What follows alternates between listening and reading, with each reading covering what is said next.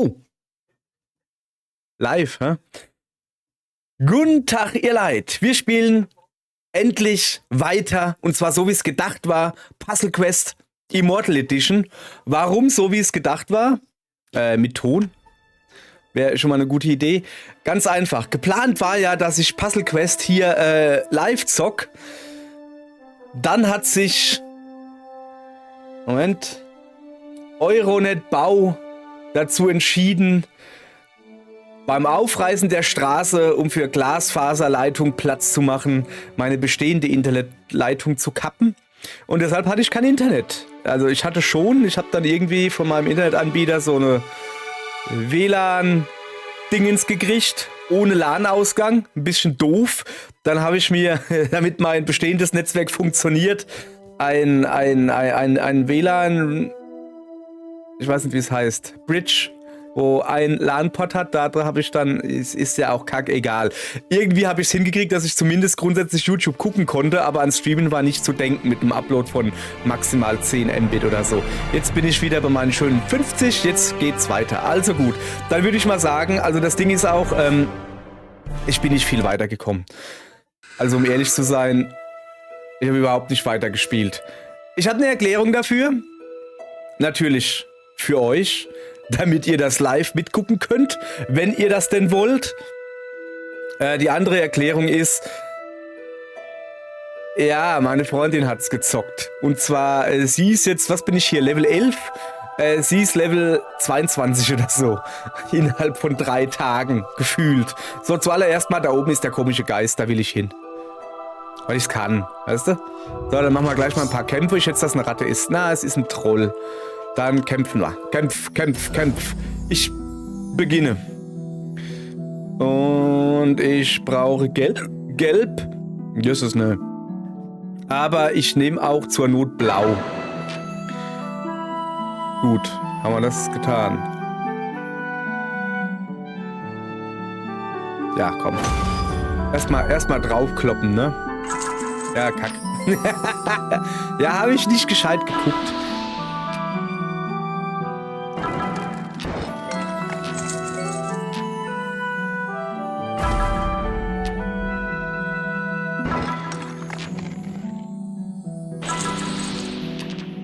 Nö.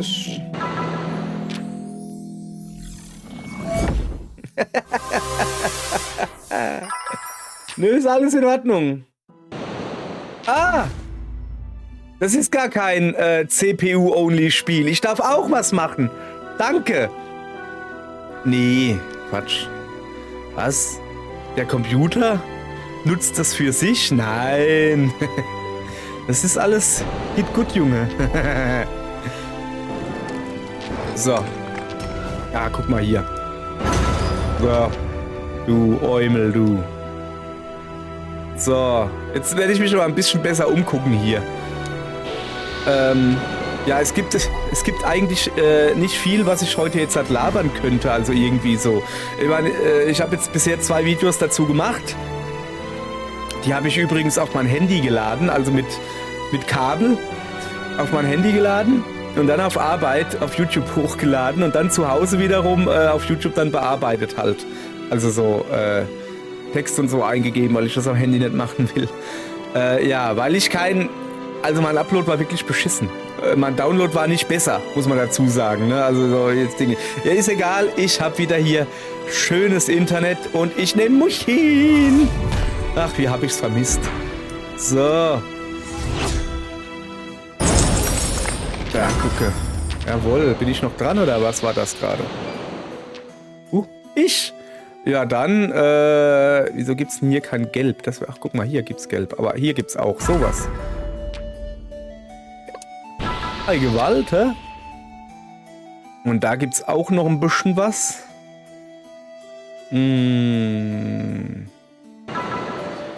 So, jetzt ich hab auch mal Glück, weißt du? Der Computer jetzt wahrscheinlich so zu seiner Computerfrau.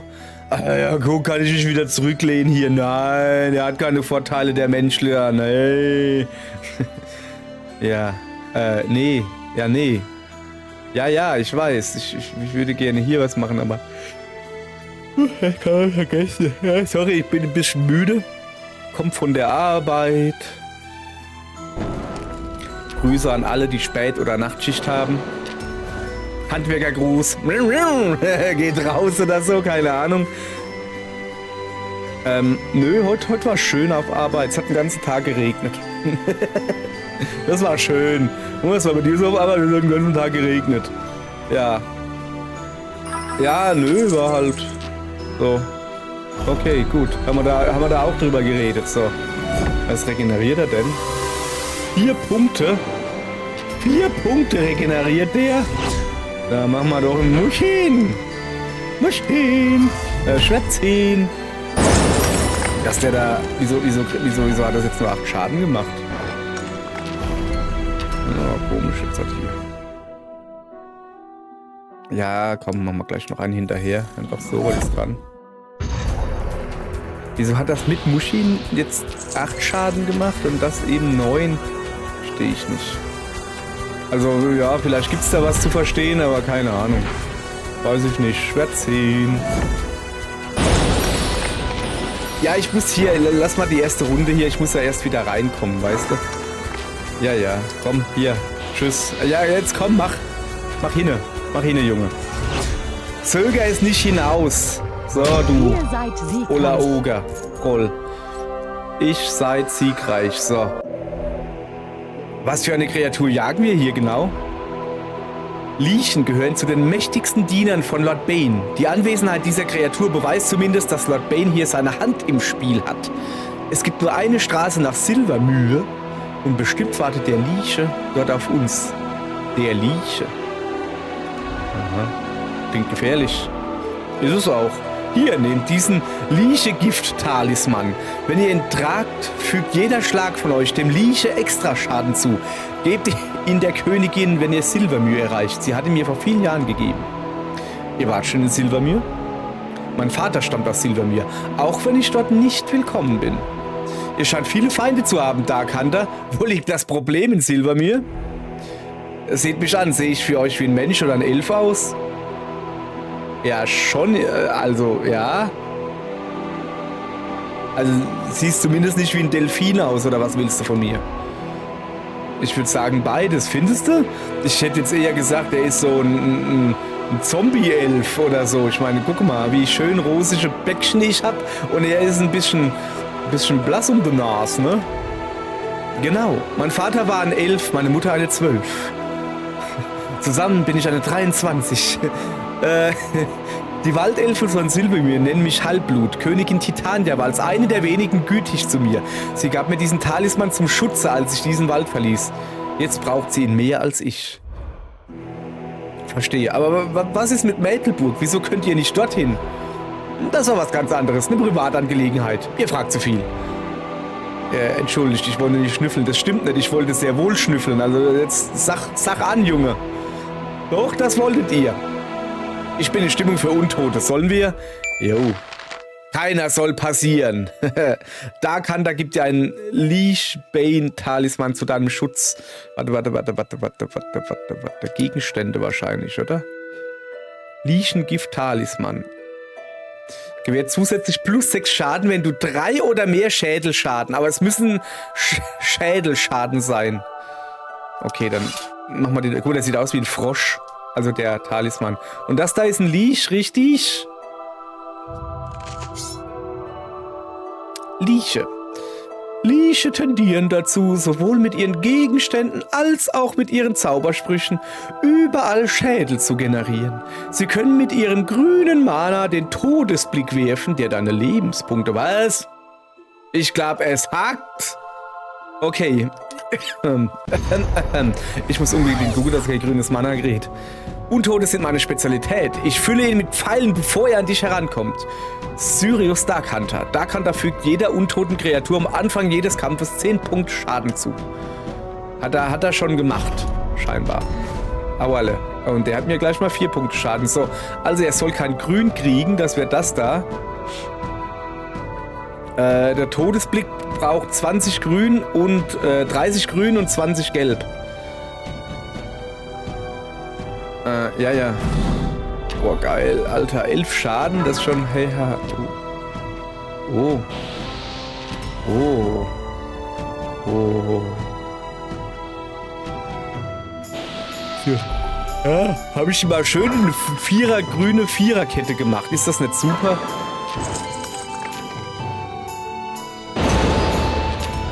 Boah. Das mache ich, also habe ich extra gemacht. Weil ich das so will. Okay. Na gut, dann gucke ich halt einfach, dass er kein Rot kriegt. Ja. Junge! Wieso geht er denn nicht darüber, der Kerl? Das hab sogar ich gesehen.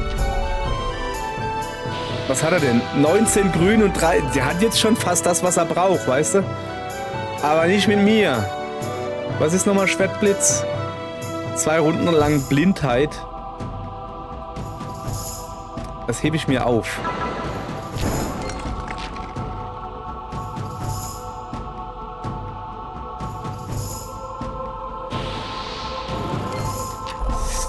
Der letzte war unnötig. Den hätte er nicht gebraucht. Ja, das war...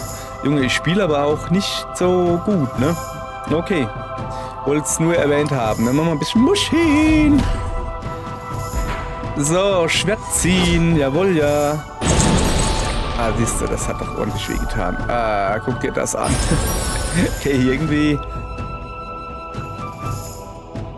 Also ich meine, ist jetzt, also, wie ist das, ne?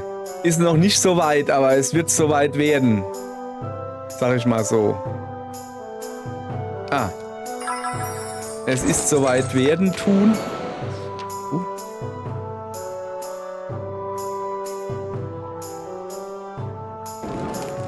So, dass er irgendwie, also wenn er schlau wäre, hätte er sich hier das Grün da genommen, weißt du? Das braucht er doch. Oder nicht? Könnte ich mir so vorstellen. Dann nehme ich halt das Grün, wenn du nicht willst. Ach so, ja, oder nimmst Totenköpfe. Das kannst du natürlich auch machen. Das ist eine gute Idee. Wie weg die Toten? Was ist weg die... Ach so, der verwandelt Dingense in Dingense. Ja, das weiß ich natürlich. So, jetzt pass auf. Schlitzer. 5 ausgewählten. 3. Blindheit, Meditieren, Netz ist gar nichts. Was ist Kreuzschlitzer? Ist das Coole, gell? Reihe ist so, ja. Wie sieht's hier aus? Reihe ist nicht so gut. Ja, nee, hättest du gehen, hä? Ja, komm. Muschin! Ratziehen! Ola, das hat geballert, oder? War eigentlich nicht geplant. Junge, hat das wehgetan. Warum denn? Ach so, weil ich noch ein paar Totenköpfe mitgenommen habe. Ach so, das kann ja nicht sein, ne? So. Silbermyr ist der einzige Wald auf dem Festland von Etheria, in dem man immer noch Waldelfen findet. So. Dann, ja, als ob. Ich gehe natürlich erstmal ins Wirtshaus. So. Sag mal was ist denn mit der so? Was macht die so? Königin Titania. Sag mal, Titania hieß so nicht in Sommernachtstraum? Die Oberelfin? Nee, warte mal, das war Elboron? Muss lange her, wo ich das gelesen habe. So. Die Waldelfen sind von Silbermyr. Die Waldelfen sind von... Was ließ ich denn? Ja, was ließ ich denn? Das ist eine gute Frage. Die Waldelfen von Silbermyr werden von König Oberon und Königin Titania regiert. Sie sind seit vielen Jahrhunderten enge Verbündete der agarischen Ritter. So, Waldelfen. Ja, komm, mach halt. Waldelfen haben die geringste Bevölkerungsdichte von den 3 Elfenvölkern. Hohe Elfen, dunkle Elfen und Waldelfen. Sie haben nur 2 Siedlungen in Etheria. Silbermyr und Solhaven. Oder Haven. Ja, was auf der Insel der Morgendämmerung liegt. So. Guti, was haben wir sonst noch? Komm mal, kaufen ein bisschen ein. Ich habe ordentlich Klamotten. Nicht Klamotten, wie heißt das? Geld. Wie ist das? Nein. Gewährt zusätzlich ein blaues und grünes Mana für jeweils 3 rotes Mana. Ja, das brauche ich unbedingt. Das ist ganz wichtig. Nicht. Kettenpanzerrüstung. Gewährt dir Chance von 50% einen Punkt zu blockieren, wenn du Schaden erleidest. Das ist schon mal gut. Und hier haben wir Halbert. Verursacht doppelten Schädelschaden, wenn ein Gegner weniger als 25% Leben hat. Klinge des Terrors. gewährt dir 40%ige Chance, 3 Züge lang Angst zu verursachen, wenn du 3 oder mehr... Oh, das ist ja cool. Aber was ist Angst?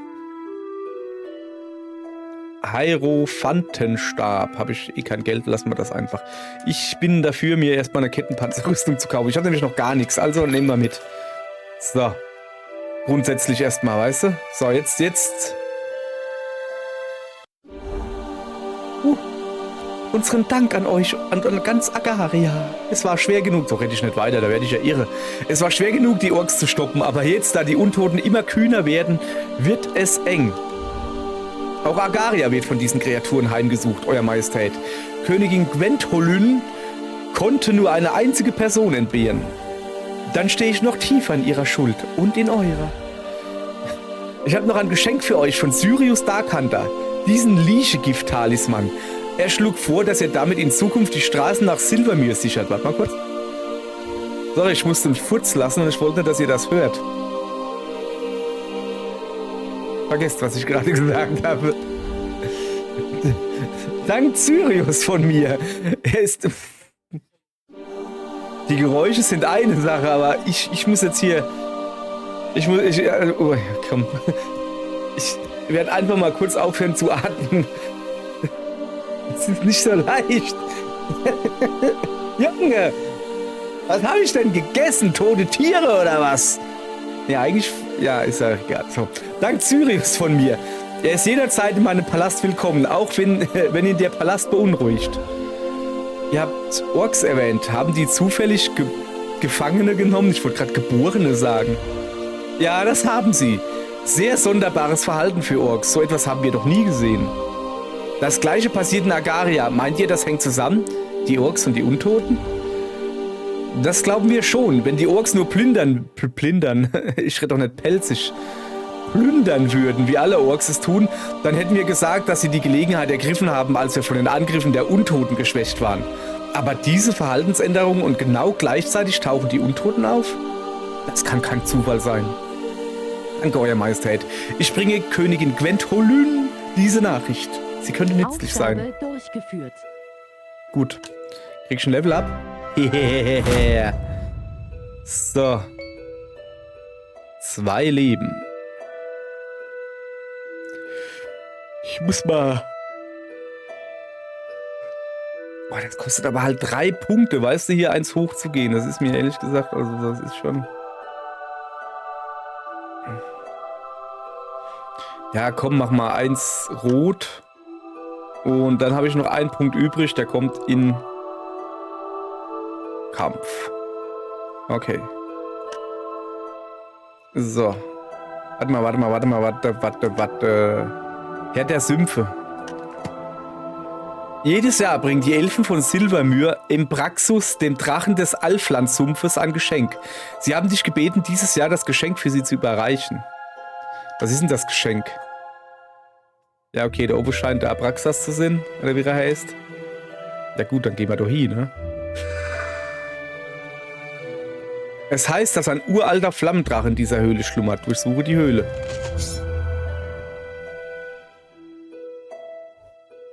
Trolls können mit ihrem blauen Mana Lebenspunkte regenerieren. Solange er genug Mana hat, kann sich ein Troll während seines Zuges so oft regenerieren. Haben wir doch gerade eben dagegen gekämpft. Gegen einen Troll, meine ich natürlich. So, ich bin schon dran. Guck mal, das ging schnell. Sorry, ich bin ein wenig müde. War vielleicht jetzt nicht die allerbeste Idee, heute, nachdem ich spät arbeiten muss, noch einen Stream anzusetzen.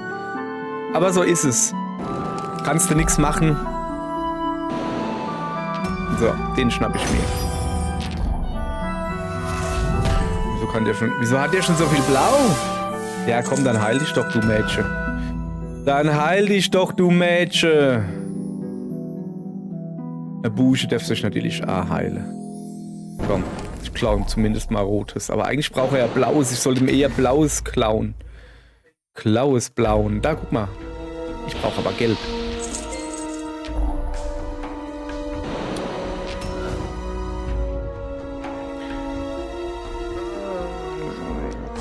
Das da. So.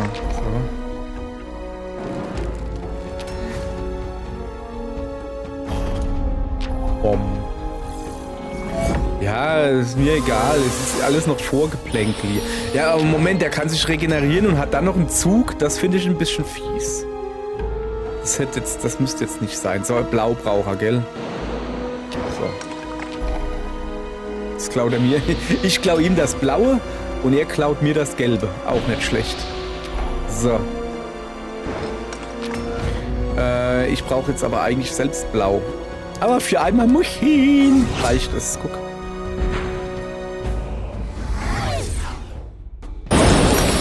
Ich habe aber auch so ein dummes Amulett jetzt noch an, von das Lichen-Amulett, weißt du?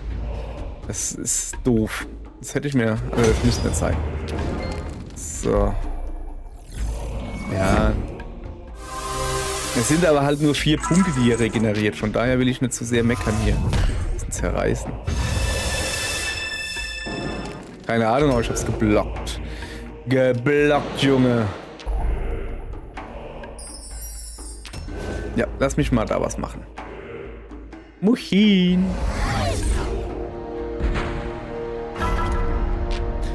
Ne, das bringt gar nichts, ne? Ja doch. Also normalerweise bringt... Oder?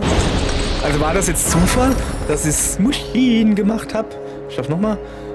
Und dann Lebenspunkte gekriegt habe. Nochmal dran durfte, das ist normal. Dann habe ich die Totenköpfe benutzt und normalerweise wäre dann der Gegner dran. Aber dann war ich nochmal dran. Ist das, soll das so? Darf das so? War das gut? Weiß ich gar nicht. So, ich klaue dem natürlich noch ein bisschen das Blaue. Was jetzt? Also, geht dir nichts mehr, hä? So, Gelb hätte ich hier. Und Blau aber auch.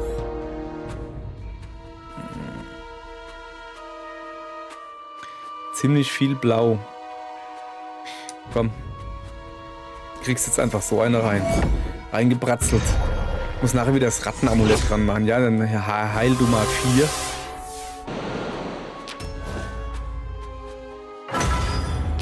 Ah, Glückskombination. Okay. Okay, ich verstehe. Schade, dass hier jetzt kein Blaues ist. Das bringt mir nichts. Ja, komm. Muschin! Ich sag das halt einfach gerne. Keine Ahnung, ist halt so. Ja, dann regenerier du dich. Du Affenzipfel, du. So. Na, jetzt hat aber, hä? Ah, jetzt hat aber, hä? Ah, jetzt hat aber, hä?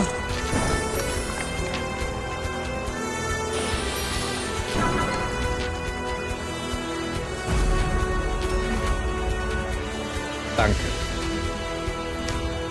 Danke, dass du mich verschont hast. Du kleiner Knüppel. Dafür klau ich dir das Blau, was er gar nicht braucht. Aber ich.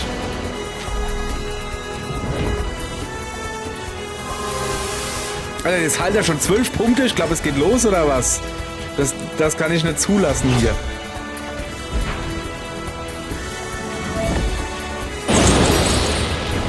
So. Alter, guck dir das an.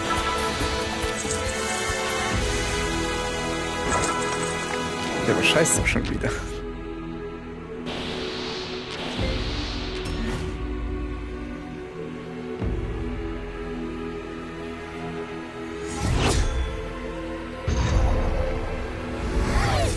Wie viel heilt er wieder? 4 nur, das ist gut. 4 darfst du heilen. Was ist denn meditieren? Verleiht +2 gelbes Mana für jeden Schädel im Spiel. Ja, schön für dich, brauche ich nicht. Ja, ui. Geht das schon wieder los, ja? Ah, ich darf. Ich habe meiner Freundin zugeguckt, wie sie spielt, ne? Also die ist nicht so wie ich hier. Ich meine, sie labert auch nicht dabei. Also ich laber es ein bisschen zu. Aber sie labert so nicht dabei. Und die spielt das so zack, zack, zack, zack. Viererkette, weißt du? Und ich muss hier ewig suchen, bis ich was finde. Dann mache ich dem Gegner hier eine Schädelreihe klar. Das ist Wahnsinn. Die Freundin, die bämst hier einfach alles weg. Das kann ja wohl nicht sein. So, gucke.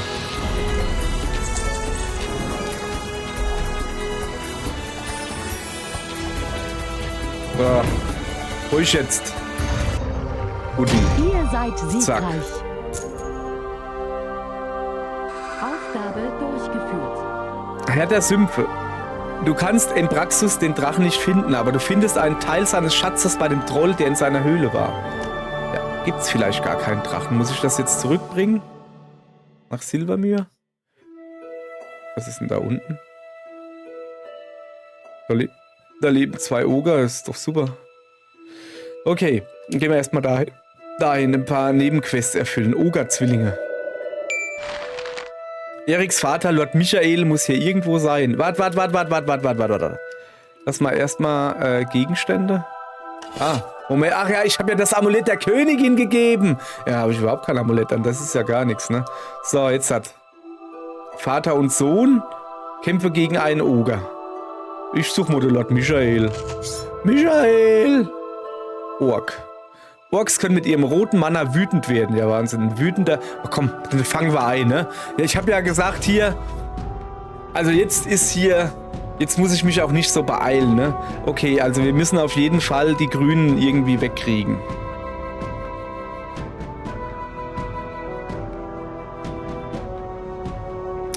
Ich mache jetzt erstmal so, ja?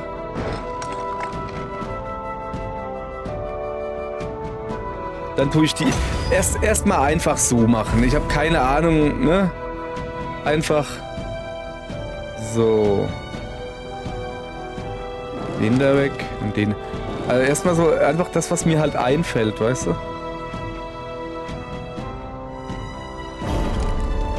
Nee, das kann es halt nicht sein, ne? Das ist klar. Ja, ja.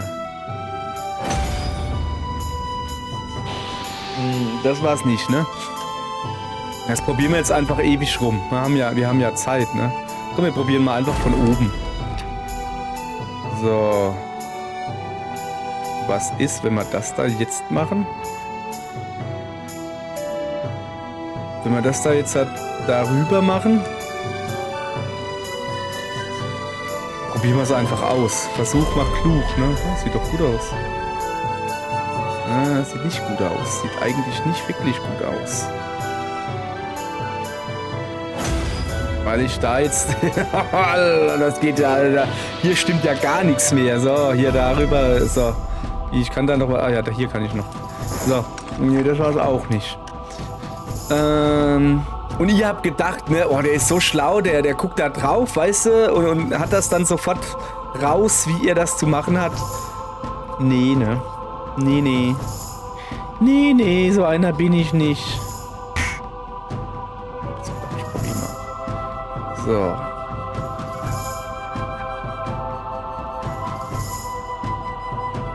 Sollen wir mal hier in der Mitte anfangen? Das kann es auf keinen Fall gewesen sein. Nee, das kann es auf keinen Fall gewesen sein. Wir müssen da drüben irgendwie die Sache bereinigen. Also die Roten da müssen weg, okay. Jetzt habe ich ja jetzt schon verloren. Ja, komm, lass gut sein. Das kann es nicht gewesen sein. Definitiv nicht. Okay.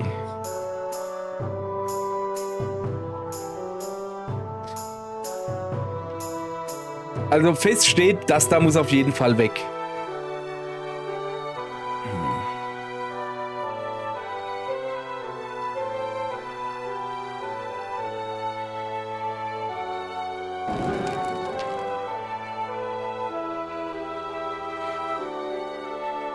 Nee, das habe ich doch schon mal genauso gemacht, oder?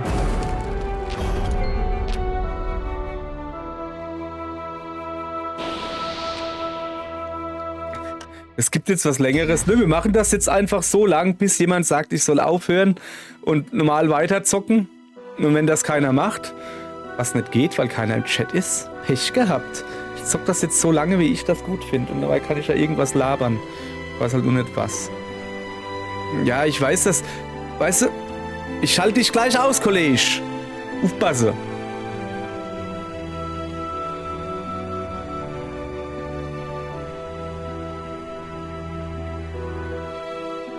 Also den da hoch machen würde auch nichts bringen, weil ich die da nicht runterkriege.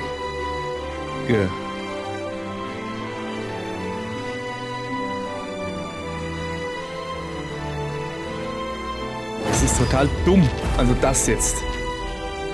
Aber ich dachte mir, ich mach's mal.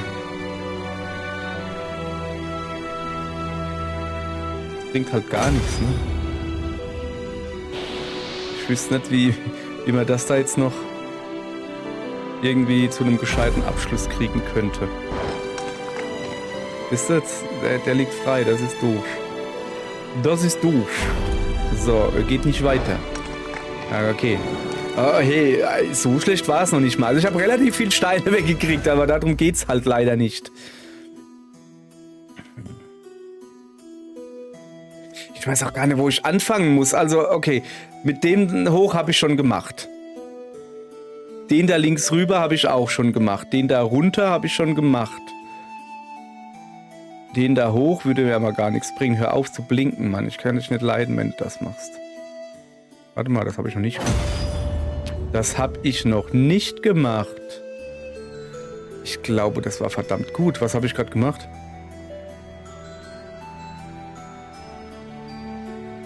Ich mache mal hier einfach weiter.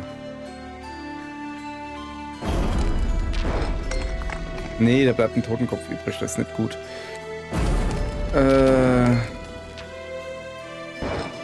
Aber ich glaube, die Idee war gar nicht mal so schlecht, oder? Findest du nicht? Nochmal. Also was habe ich jetzt eben gemacht? Den da hoch, ja. Okay, wir fangen mal von rechts. Ich fange immer von links an, wir fangen noch von rechts an. Den hoch bringt ja wohl gar nichts. Den hoch macht das Grüne weg. Der hoch macht... Probieren wir einfach mal.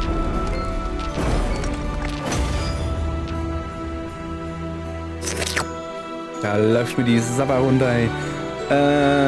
Ja. Aber... Das wird nix. Ja, aber das wird nix. Aber es war cool, oder? Also, was habe ich jetzt... Ich muss mir wenigstens... Wenn mein Hirn wenigstens sich merken würde, was er zuerst macht. Ich habe das da gemacht, den hoch, ne? Wenn ich den jetzt da drunter mache...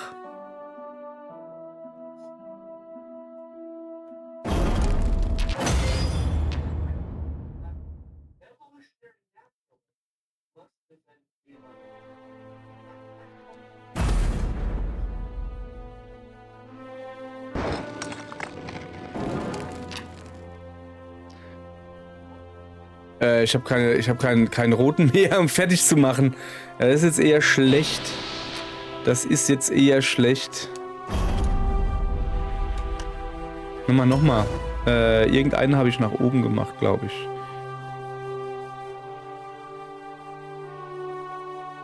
Wenn ich ihn nach unten mache. Nochmal. Ich habe den nach unten gemacht, also mache ich ihn jetzt nach oben. Den da.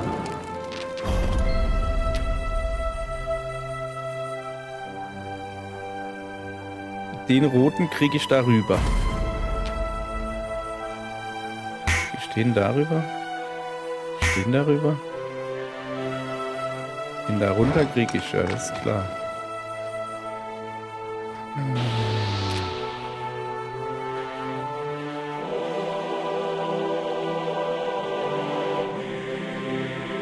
Wenn ich jetzt den darüber mache, dann habe ich ja hier einen roten.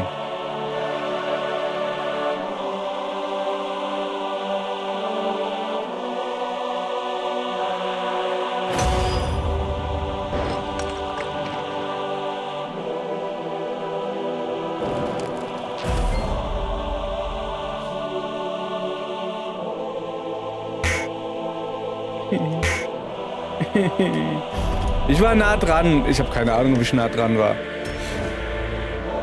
Aber war cool.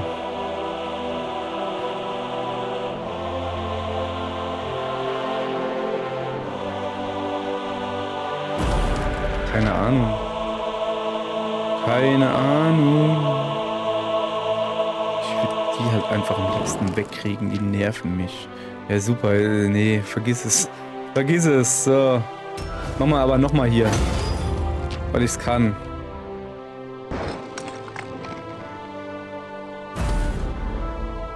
So, jetzt habe ich zumindest mal eine Seite weggeräumt. Jetzt würde ich den darüber machen. Das ist okay.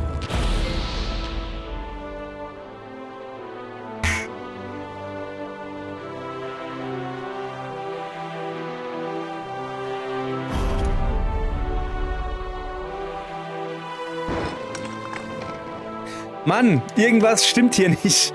Aber das war, ich glaube, das war gut. Dieses Mal. Da war schon richtig Magie drin.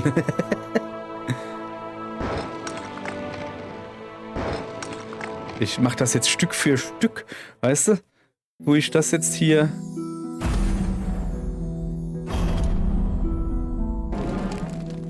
Stück für Stück abbauen.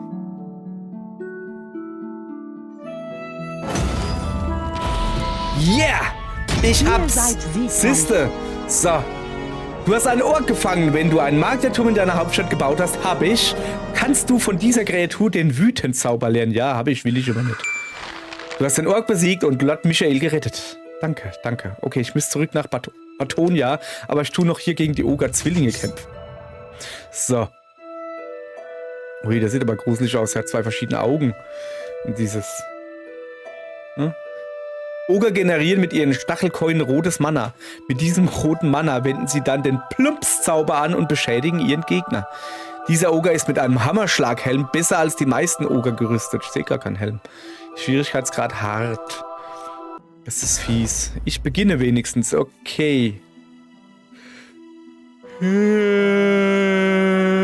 Bam, bam, bam, bam. Ja, ich sehe hier natürlich die Schädel. Ja, das ist klar. Und wenn ich die wegmache, habe ich noch Gelbes, das runterplumpst. Was ist eigentlich Plumps? 10 Schaden bei 15 Rot. Okay. Ich will aber noch ein bisschen mich umgucken.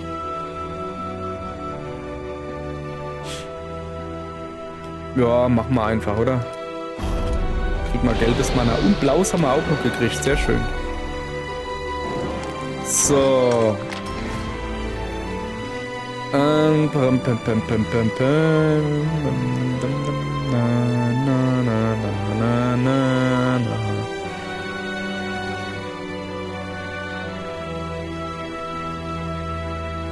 Komm, machen wir es uns erstmal ein bisschen einfacher, ja? So. Plumps.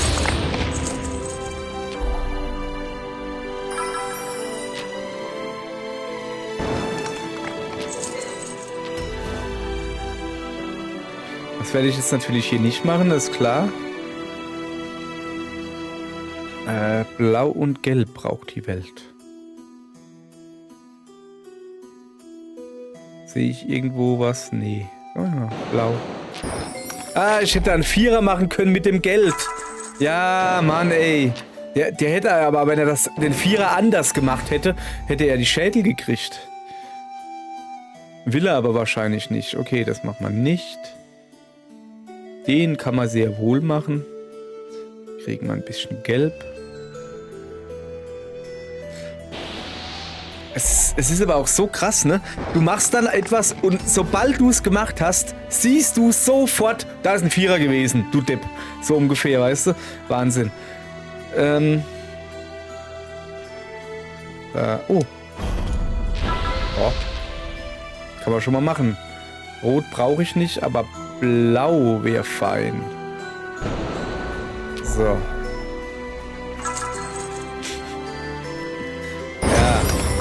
Ja, genau. Das ist genau das, was ich sage, Mann, ey. Wie ich? Ich bin dran. Mal gucken. Muchin will nicht. Der Pech gehabt. Dann tue ich halt einfach so schwer ziehen. Ich habe nämlich viel zu viel blaues und Plumps. Mach ich jetzt, der macht auch wirklich 10 Schaden. 15 braucht er, 15 Rot. Okay, einfach nur Rot. Ja, das ist jetzt... Das kriegen wir hin. Was ist denn eigentlich mit meinen Plumps? Mit meinem Plumps. Ja, ich weiß, dass ich das Blau da machen könnte. Will ich aber nicht. Ich mache hier einen Kreuzschlitzer.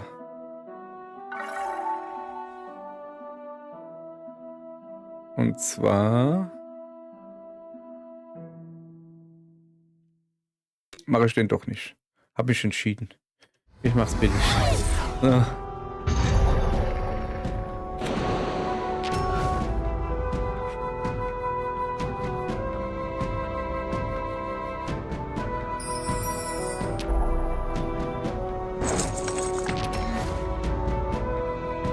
Ernsthaft, was ist mit meinem... Ach so, ich brauche Rot für meinen Muchin. Sag das doch wer, Mann, ey. Ich denke mir, sag mal, ich soll doch jetzt so langsam mal wieder fertig sein hier. Habe ich gar nicht drauf geachtet, dass ich da Rot für brauche.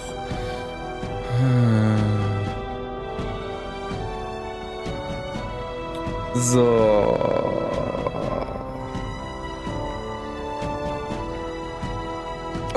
Oh, danke. Kann man ja... Hoppala. Ja, da können wir mal gleich nochmal, oder? So. Habe ich gar nicht gesehen, hey. Jetzt würde ich gerne... Ja. Muchin machen. Schön Muchin machen und mein Schwert ziehen.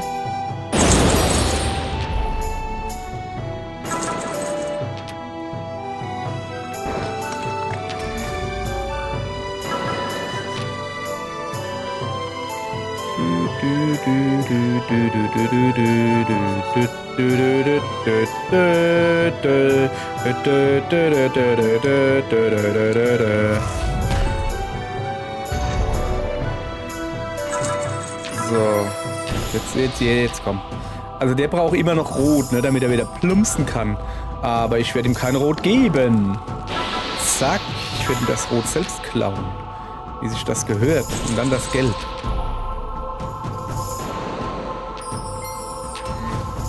Du kannst dann blödes Blau haben.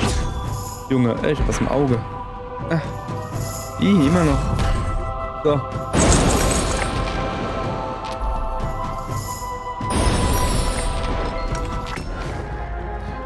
Wieso ist die Musik so?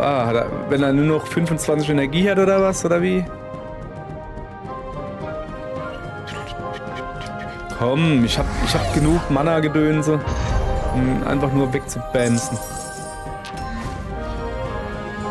Und halt eventuell darauf achten, dass er kein Rotes kriegt. Und dann machen wir den jetzt halt gleich fertig. Zack.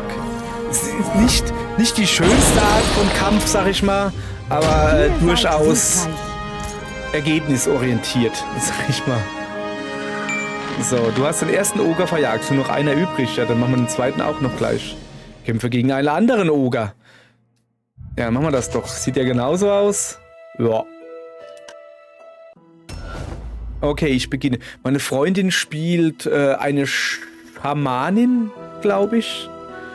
Mit dieser Schamanin-Avatarin, also so, ja. Und, ja, ich weiß, sie ist Level 20 oder so.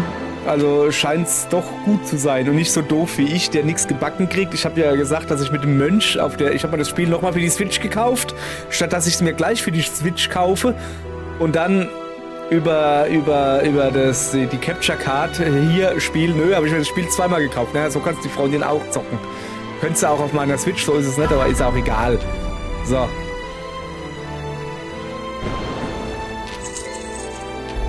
Ja, super. Also, Rot braucht der Knecht, gell?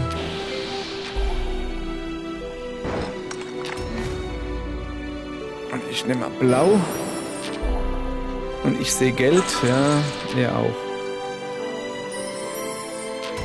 Na, jedenfalls hat sie dann halt mit der Schamanin, wie gesagt, mit dem Mönch mal probiert und habe so gar kein Land gesehen. So in den ersten 2, 3 Kämpfen schon. Ey, Junge, das ging halt irgendwie nicht so. Und dann, ja, nee, lass mal gut sein. Ich nehme wieder die Schwertkämpferin.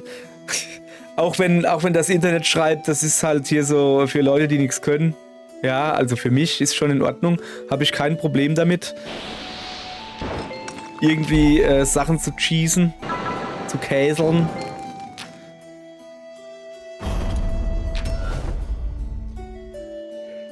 So, guck dir meine Arbeit an. Ich tue ja gar nicht wirklich kämpfen. Ich tue einfach immer nur Muchin machen. Tränchen im Au. So.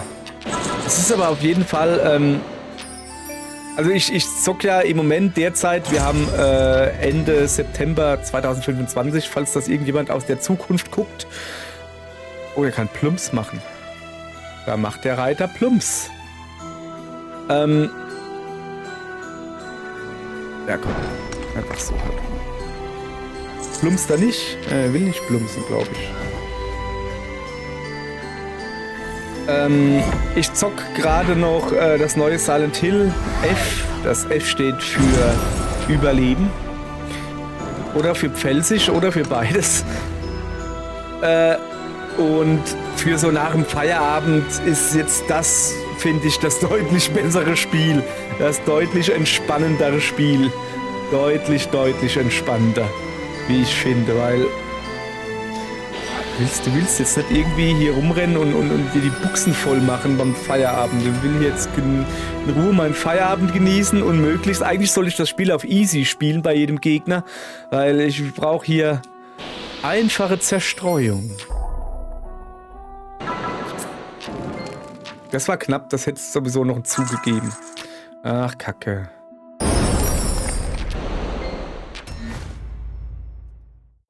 Warte, bevor ich jetzt gleich Muschin mache. Mach mal Muschin. Der kann immer noch plumpsen wie wild, der Oger.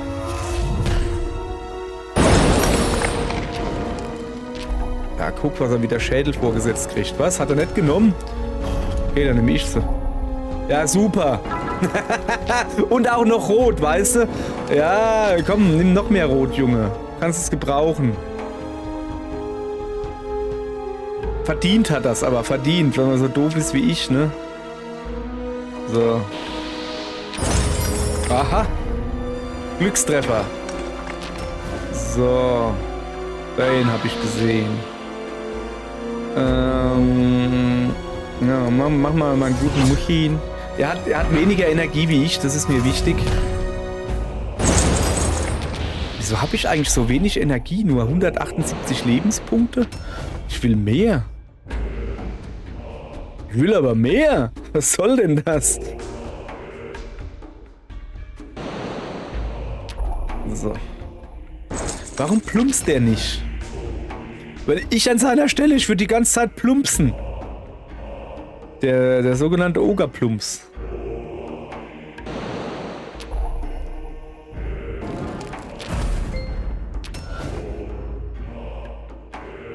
Ich meine, ich tue ja auch nichts anderes machen, als die ganze Zeit Muchin ins Schwert ziehen. Ich würde plumpsen. Man würde mich den Plumpser von Kloakien nennen. Jesus, was geht denn hier? Ich dran.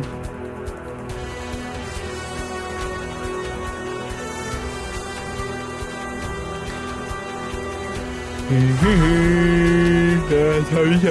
Oh, ich bin immer noch dran. Ich wollte gerade meckern. Ich wollte gerade sagen, habe ich schon wieder super hingekriegt hier. Komm, jetzt plumpst doch mal. Wer will nicht plumpsen?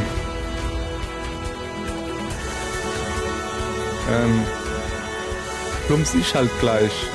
Da, plumps. Vielleicht reicht's ja. Hat gereicht. Plumps. Weg war er. Hat sich gar nicht gewehrt eigentlich. Also mit seinem Zauberding hat er...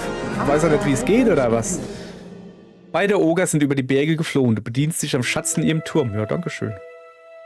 So, ich renn jetzt da runter. Ich glaube, da kommt der Sir Michael hin, oder? Oder unten ist ein Greif. Bring Lord Michael zurück zu seinem Sohn. Zack. Ich krieg Eriks Bogen.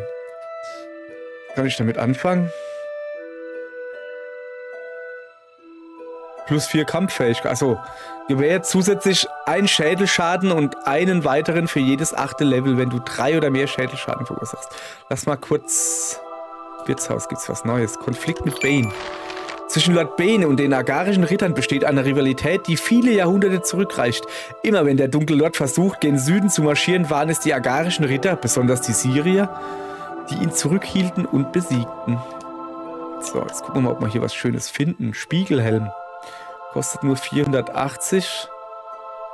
Fügt dem Gegner Schaden zu. Wenn ich 2 oder mehr Schaden erleide, kriegt er 1 Punkt Schaden. Und so kriege ich 3 Gold. Ja, ich glaube, Gold werde ich jetzt setzen. Ich kaufe mir den einfach. So, kaufen und gleich anziehen, bitte. Danke. So, was haben wir hier? Mördermantel. Erzeugt einen Schädel für jeweils 3 Goldstücke, die du erhältst. Oh. Drachentöter, das hört sich an wie was für mich. Gewährt zusätzlich plus 5 Schaden, wenn du 3 oder mehr Schädelschaden gegen Drachen verursachst. Ich habe noch nie gegen Drachen gekämpft, dann lass mal das besser. Du noch deinem Gegner einen Punkt Schaden, wenn du gelbes Mana erhältst.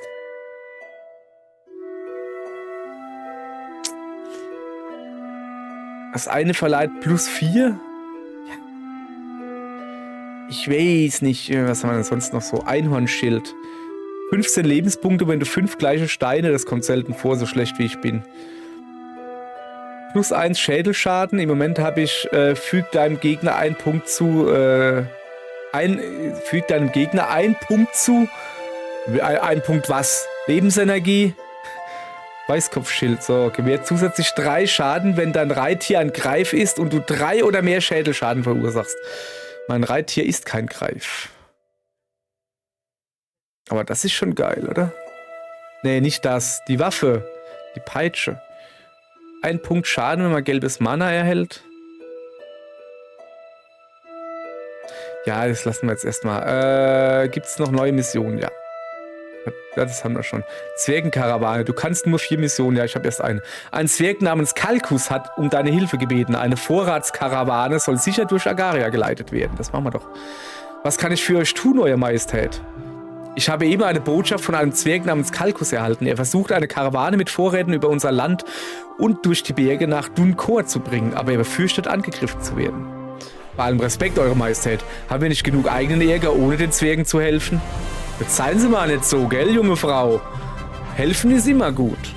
Die Zwerge sind seit vielen Jahren unsere treuen Verbündeten. Wir dürfen unsere Feinde nicht im Stich lassen. Wie ihr wünscht. Wo finde ich diesen Zwerg? Er wartet am Hammerpass im Norden auf euch. Gut, machen wir. Aber erst geben wir uns den Greif ergreifen. Im besten Fall fange, wann das geht. Kampf. Geht leider nicht. Weißkopfgeier können nicht nur... Ach, das sind Geier? Ich dachte, das wäre ein Greif. Weißkopfgeier können nicht nur alle grünen und blauen Edelsteine in gelbe verwandeln. Oh, das ist schön. Macht das ruhig öfters, habe ich kein Problem damit. Sondern mit ihrer Todessturzfähigkeit auch Schaden in Höhe der Zahl gelber Edelsteine im Spiel verursachen. Da werden nicht so viel übrig bleiben im Spiel, weil ich es mir alle einsack. Sack. Sack Zement. Was haben wir denn hier Feines? Also ich kann hier Geld benutzen, das sehe ich, ja. Er ist ähnlich wie ich. Ja, als ob. Huch, sorry. Nein, so war das geplant. So. Läuft. Das war eine heroische Tat. Das war eine heroische Tat. Da habe ich mir also, das können nur wahre Helden. Man ist nur dann ein Held, wenn man sich selbst für super hält. Nee, man ist nur dann ein Superheld, wenn man sich selbst für super hält. So rum. Stimmt, das könnte ich in meine Weisheiten-Ding. Warte. Sorry, das ist jetzt hier ein bisschen off-topic. Superheld. So, ich habe ja noch einen Zweitkanal. Ich habe auch noch einen Drittkanal. Aber der Zweitkanal, Hüllmalde heißt der. Kommt ihr nie drauf. Wo ich eigentlich gedacht habe, um irgendwelchen Müll, also so Videos, die hier nicht herpassen, so hochzuladen. Und stattdessen habe ich dann irgendwann mal angefangen, so dumme Sprüche und so, die ich öfters sag, Videos dazu zu machen. Das ist immer das gleiche Video. Wolke geht auf, auch das. Die Wolke hatte ich noch von dem Jesus-Spiel, was wir da mal gespielt haben. Von einem davon. Wir haben mehrere Jesus-Spiele gespielt, fällt mir gerade ein. Oh, irgendwie, ja genau. Hätte ich genauso gemacht. Aber ich hätte lieber das gemacht.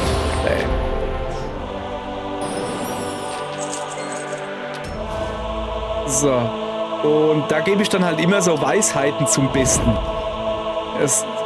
Das müssen noch nicht mal Weisheiten. Manche, aber weißt du, die sind auch nicht witzig oder irgendwie, sondern die sind einfach nur random und keiner versteht sie, außer meine Freundin und ich. Da unten ist ein Vierer-Junge, hast du den nicht gesehen?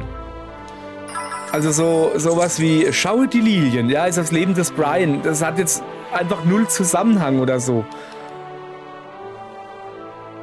Aber es gibt dann halt auch andere Weißkästen, Weisheiten, wie zum Beispiel, ein Kasten Bier reicht für 2, wenn einer nichts trinkt oder so, weißt du, so ein Quark halt. Und ja, sind immer nur so kurze Shorts, könnt ihr mal reingucken. Ich werde jetzt in der Beschreibung nicht verlinken, weil ich so faul bin. weil ich nicht Werbung für meine eigenen Kanäle machen will, weil sonst werde ich ja reich und berühmt und dann müsste ich ja keine Let's Plays mehr machen. Was laber ich für eine Kacke hier? Echt jetzt? So.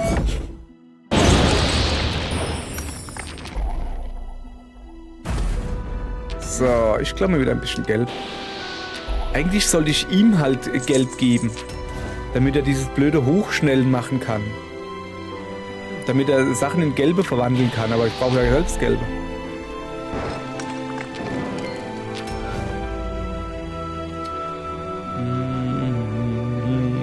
Eigentlich bräuchte ich gerade Blau.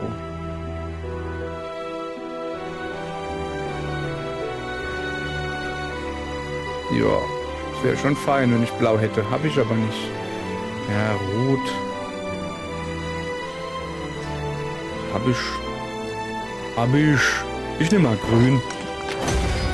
War eine gute Wahl, ne? War eine gute Wahl. So, was macht er? Ah, ja. Oh, ist das für mich? Das ist aber schön von dir, danke. So, Blau habe ich gesagt, gell?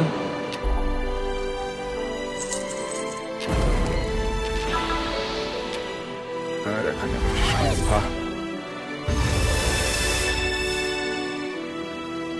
Geblockt, Junge. Was macht denn der Todessturz? 3 Schaden plus einer für jeden gelben Edelstein im Spiel. Tja, dumm gelaufen, ne? So. Genau, ich brauche ja Blau. Ui, das sieht doch gut aus hier. Guck mal. Rot brauche ich eigentlich nicht. Ja, komm. Gebe ich ihm. Darf er haben. Darf er ein bisschen Rot haben. So.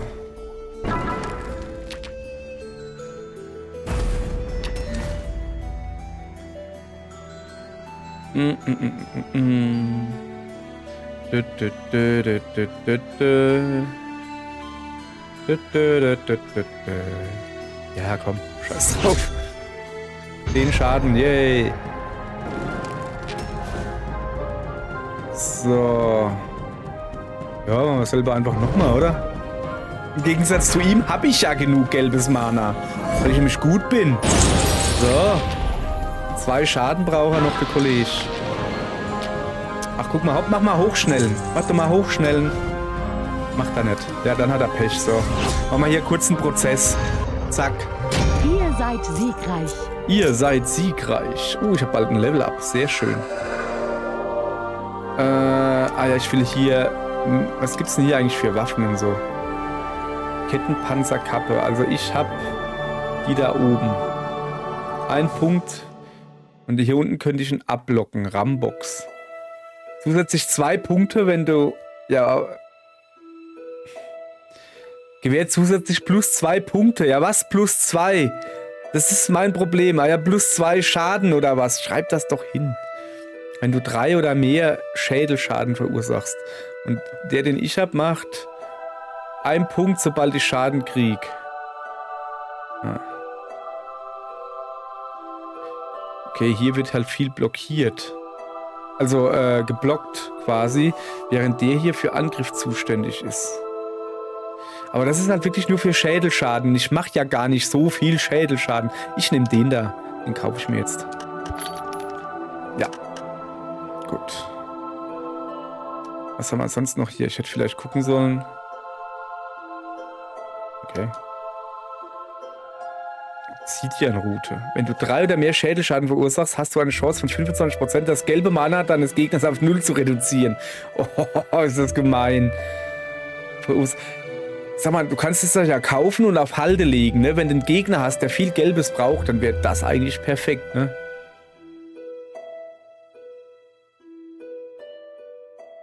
Langbogen habe ich doch einen sogar, oder? Stiefel des Schweigens gewährt dir zusätzlich ein blaues Mana für jeweils 3 Goldstücke. Zugs 2 Lebenspunkte, wenn blaues Mana Banner der Reinheit. Fügt bösen Kreaturen 2 Punkte Schaden zu, wenn sie einen Zauberspruch anwenden. Woher weiß ich denn, was eine böse Kreatur ist? Keine Ahnung. So, haben wir hier noch irgendwie was? Neue Bedrohung. Es hat sich herumgesprochen, dass ein riesiger Käfer in den nahegelegenen Ebenen Feldfrüchte und Vieh frisst. Verzeihung, Krieger. Habt ihr einen Moment für mich? Nö, du warst vorhin so unhöflich zu mir. Und vorhin meine ich vor einer Woche oder so. Benötigt ihr etwas? Nun, das mag sein. Wir haben von den Unruhen in den Ebenen im Norden gehört, doch wir haben keine Leute, um sie in Augenschein zu nehmen. Was für Leute denn? Wir hatten Probleme mit einigen Fremden in der Gegend, die Ressourcen genommen haben, die sonst für die Späher reserviert sind. Ja, was kann ich da tun? Wenn ihr dazu bereit wärt, könntet ihr die Ebene absuchen und dann Bericht erstatten. Wir zahlen euch den normalen Sold, den auch ein Späher bekäme, und wären für die Hilfe in eurer Schuld. Nun gut, ich kehre alsbald möglich mit einem Bericht zurück. Ich habe gedacht, ich muss hier einen Käfer-Dings bumsen und nicht hier irgendwie Späher-Gedönse.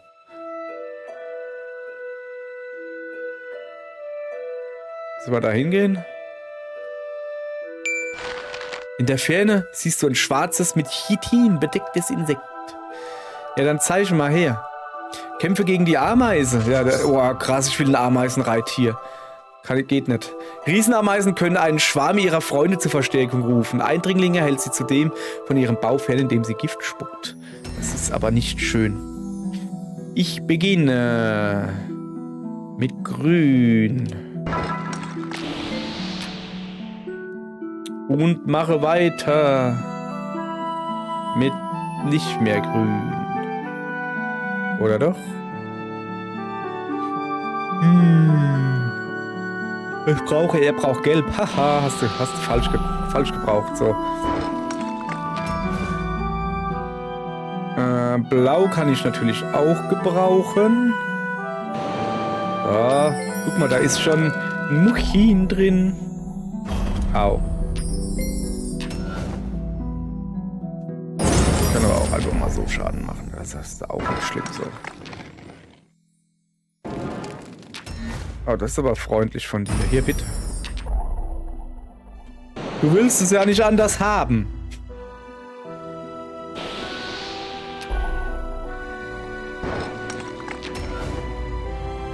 So.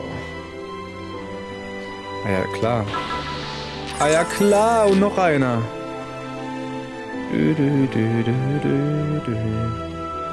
Habe ich sonst noch irgendwas übersehen? Nicht jetzt auf den ersten Blick. Bin direkt drauf, weißt du? Nö, ich hab nichts übersehen. Das Ding ist, ich sag's euch wirklich, das Spiel wird einfacher, wenn du es auf dem Handheld, auf der Switch oder auf dem Steam Deck spielst oder auf dem Fernseher, der weit genug weg ist. Weil ich sitze hier halt vom Monitor und ich sitze recht nah dran, also ein Monitor halt. Ohne Scheiß, auf der Switch habe ich mehr Überblick, obwohl es halt kleiner ist. Ja, ich könnte ja keine Ahnung, einen Monitor weiter wegstellen, oder? Ja, es würde gehen, aber da reicht mein Mikrofon nimmer. So, nee, komm, Muchin. Alles Klärchen, Popärchen. Ich müsste auch mal wieder zurück in die Hauptstadt und mal ein bisschen, oh, da ist ein Vierer. Und mal ein bisschen, wie heißt das, ne? Ein bisschen gucken, was ich noch bauen kann oder so. Weißt du, bevor ich jetzt mein ganzes Geld verbumbeidel, wäre das vielleicht gar nicht mal so schlecht. Aber da ist ein Vierer schon wieder. Ach Mann. Ach Mann. Ah, da ist auch ein Vierer. Sogar ein gelber. Siehst du, das hat sich doch viel mehr gelohnt für mich. Muchin. So, was ist? Achso, nein. Wir ziehen.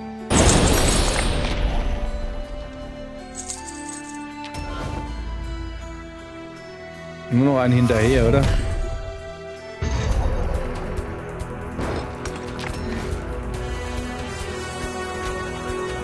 Jetzt muss ich mir aber was einfallen lassen hier.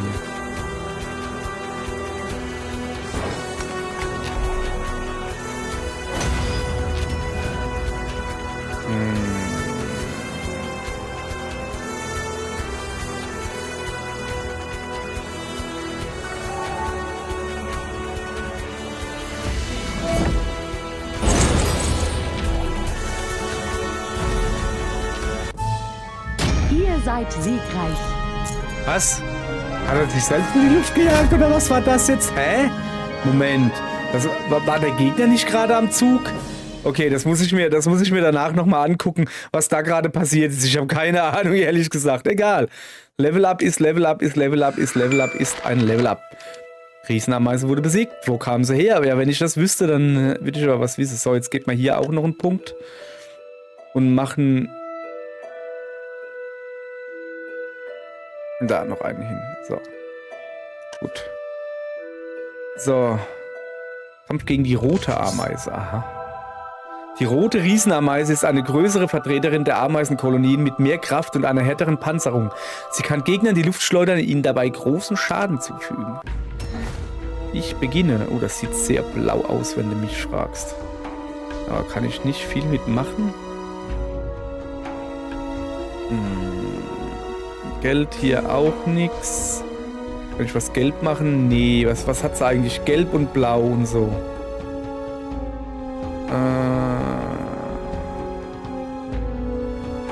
Komm, dann nehme ich halt einfach blau, wenn gelb nicht geht. Ach, guck mal da. Gut, gelb. So.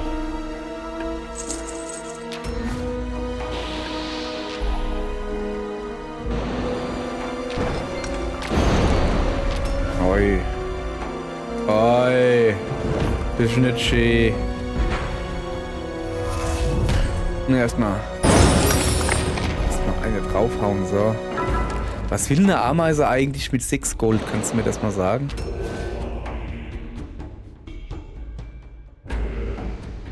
So. Komm, schön Gelb nehmen. Hauptsache die Ameise kriegt kein Gelb. Ja, die sammelt lieber Geld als Gelb. Aber wenn sie meint, kann sie ruhig machen.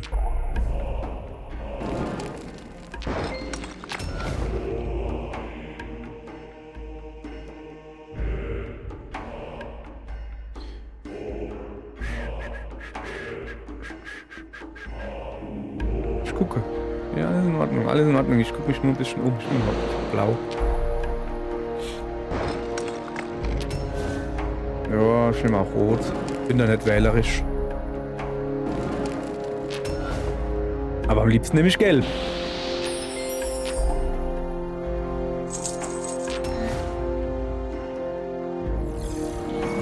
Oh. Reicht das? Nee. Ja, dann machen wir halt gerade einen Schwertblitz.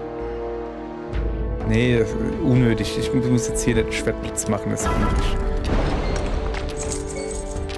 Also, vorhin war es ja auch schon so, ne, dass ich Muschin gemacht habe und dann die Totenköpfe, also so Angriff halt, und habe danach noch einen Zug gekriegt, weil ich ein Glücksgedönse hatte. Ist das immer so?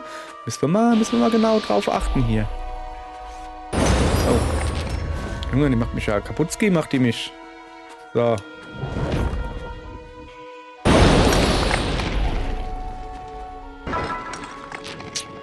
Das hätte meiner sein können. Das hätte meiner sein können. War er aber nicht. Ja. Mit der Muschi. Und ein bisschen Schwert ziehen. Okay. Okay. Okay. Ist ja gut. Ist ja gut.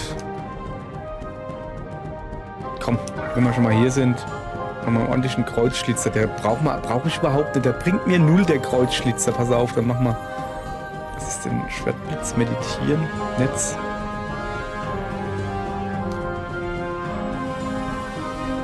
Ja, komm, shit on it da. Ihr seid siegreich. Zack. Siegreich. Die rote Riesenameise wurde besiegt. Im Moment scheint es in der Gegend keine weiteren Bedrohungen zu geben. Sehr schön, aber da hinten gibt's was. Erhalte eine Belohnung. Durchgeführt. Die Ritter von Gallia geben dir für deine Mühen ein Stipendium. Oh, danke. Was will ich denn mit einem Stipendium? Was ist denn das da unten da? Kann da mal hingehen? Also, aber eigentlich will ich ja hochgehen. Wie viel Geld habe ich denn? 1026. Da oben ist noch so ein großer... Komm, sollen wir mal ein bisschen Story weitermachen? Nee. Oh, da will ich hingehen. Sklavenhändler, stimmt, da war ja was. Jesus, ne, die habe ich ja... die ist ja ewig her, die Quest. Ich könnte mal wirklich die Story weitermachen. Aber ich glaube halt, ich weiß es nicht genau, aber ich glaube, dass die Gegner die leveln mit. Also das weiß ich, dass sie mitleveln. Aber die Frage ist halt, wie sehr. Also wenn ich jetzt nur die Story-Quest durchballer, sind die Gegner dann stärker? Also bringt es was, alle Nebenquests zu machen, oder ist es egal? Das ist ja das Problem immer bei mitlevelnden Gegnern. Dann brauchst du theoretisch nicht grinden, weil du immer eine Schwierigkeitsstufe hast. Außer wenn sie gesagt haben, der Gegner hat immer Level 17, außer du bist höher, dann level damit. So.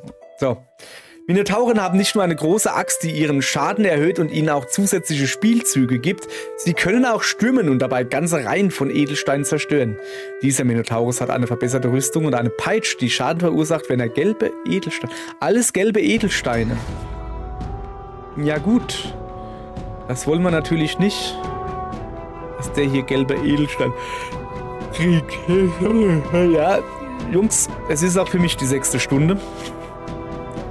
Und Mädels? Nee, es ist eigentlich nicht die 6. Stunde für mich. Ja, es ist deutlich mehr. So. Komm, ich probiere mal diesen hier. Ah, shit. Ah, obwohl. Das ist doch ganz gut für mich. Da, uiuiui, guck mal hier. Und gleich noch einen. So, da habe ich schon mal gelb. Ach, guck mal. Er braucht von jedem nur 6 für Stürmen. Komm, ich guck mal.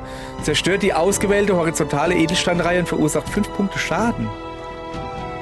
Nun gut. Knut.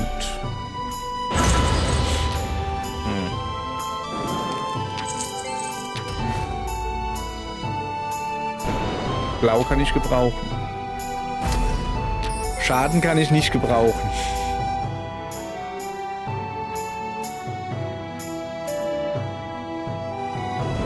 Aber er kann ein paar Schläge gebrauchen. So.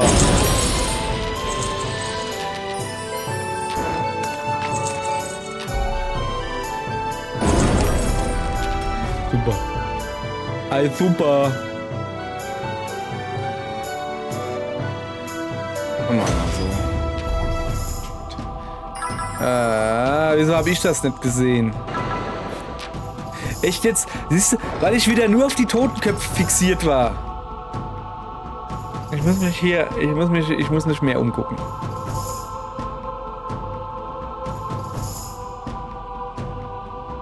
Also ich sehe nix. Und deshalb gibt's Muscheln. So. Jungs, mich mit deinem Bart rasieren, hey, der juckt. Der jucket, ich bin dran.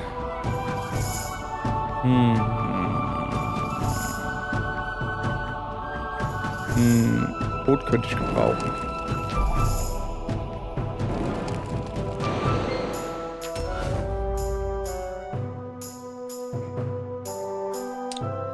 Wenn ich das jetzt nehme, kriegt er Totenköpfe. Wenn ich das jetzt nehme, kriegt er Totenköpfe. Kriegt er einfach das Schwert. Soll er was machen und ich klaue ihm die Totenköpfe. So, siehst du? Klaue ich dir die Totenköpfe. Und Gold. Und Gelb. Ui.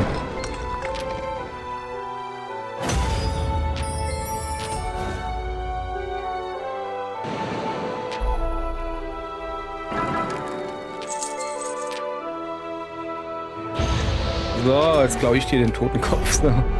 Das war mein Plan. Ah, schade. Schade, Schokolade. Muscheln. Müssen ja ein bisschen hier Lebenspunkte technisch auf Abstand halten, weißt du? So, was haben wir denn noch? Nix haben wir noch. Das natürlich, das ist ganz klar. Da ist ein gelber. Blau. Blau könnte ich auch gebrauchen.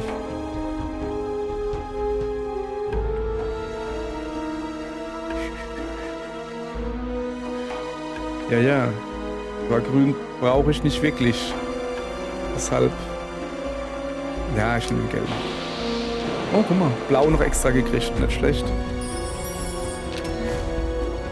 So.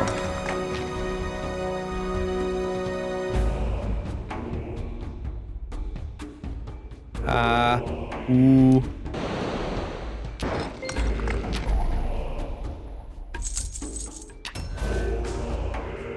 O, A, E.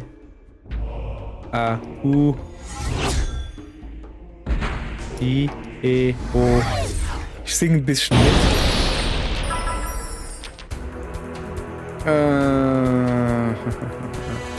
Blau könnte man nehmen.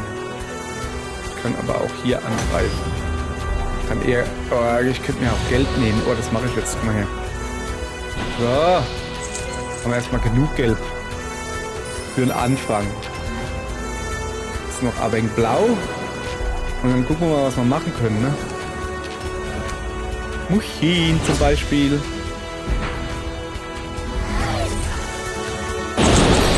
So.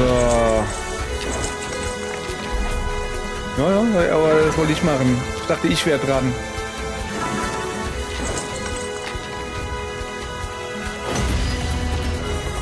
Mal lieber. Ah, du bist mal einer, hä? Pardon, du warst mal einer. So. Die Sklavenhändler wurden in die Flucht geschlagen. Berichte jetzt dem Kaiser deinen Erfolg. Das hat Zeit. Ich gehe erstmal zurück. Ich muss jetzt nicht dem Kaiser unbedingt von Erfolg. Ich mag den nicht, der ist irgendwie komisch. Zitadelle, haben wir da was Neues? Guck mal hier, was kann man denn kaufen? Ein Magierturm. Kannst du Zaubersprüche von gefangenen Feinden lernen. Achso, ich habe noch gar keinen Magierturm. Dafür habe ich einen Tempel, wo ich nichts mit anfangen kann. Ich baue mir einen Magierturm. So. Und was habe ich für... was ist das? Zaubersprüche lernen. Jetzt, da du einen Magierturm hast, kannst du in einem Minispiel Zaubersprüche von deinen Gefangenen lernen. Die Anwendung gelernter Zaubersprüche kostet dich 50% mehr Mana als den ursprünglichen Besitzer des Zaubers. Das ist schlecht. Wütend werden. Vergibt 8 Runden lang einen Buff, der dein rotes Mana zu deiner Kampffähigkeit hinzufügt und erhältst dann einen Bonuszug. Dann tun wir mal recherchieren. Regeln. Stelle Schriftrollen und Perlenreihe her, um die Ziele rechts auf dem Bildschirm zu erreichen. Ah, okay. 4 in einer Reihe, bla bla bla bla bla, Heldenleistung, Spezial. Alle Perle dieser Farbe abgeräumt, verloren. Du verlierst, wenn kein Zug mehr möglich ist. Das ist nicht gut. So. Aha. Totenköpfe braucht man nicht. Sehe ich gerade. Was passiert, wenn wir sie trotzdem machen? Nix. Gut. Dann ist es halt nix. Erfahrungspunkte kann man gebrauchen. Die sack ich mir noch kostenlos ein, weißt du? Aber das ist schön. Das könnte ich den ganzen Tag machen. Einfach nur so, ohne Gegner, ohne so. Ich meine, ich weiß, dass es möglich ist, dass man keine Züge mehr hat. Aber Junge, jetzt machen wir halblang. Oder ist es auch so ein vorgefertigtes? Das kann natürlich sein. Weiß ich ja nicht.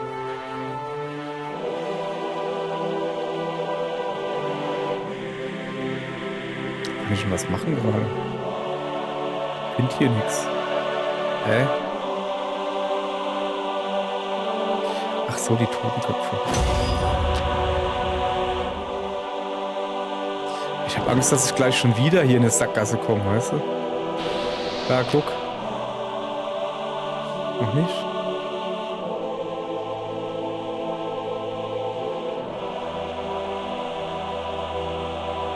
Hä? Ich bräuchte eine Hilfe. So. Das Problem ist, dass jetzt das Feld schon wieder so ist, dass mit jedem Zug kann es halt sein, dass es jetzt gleich rum ist. Oh, guck mal. Oh, doch nicht. Ich wollte gerade sagen, kann ich hier feine Combo machen? Nö, kann ich nicht. So.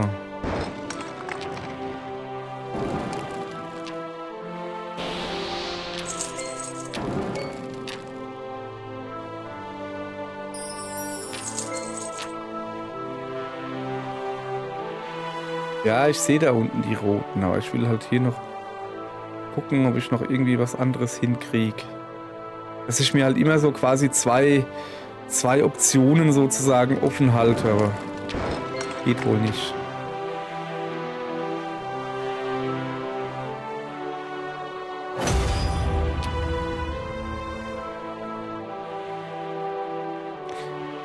War ein komisches Geräusch. War ein komisches Geräusch gerade, hat mich verwirrt. So.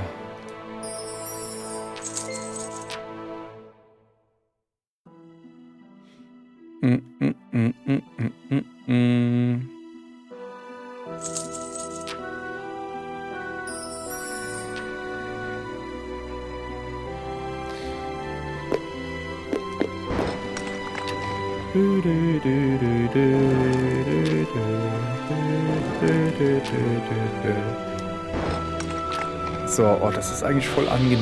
Also wirklich, das mag ich sehr.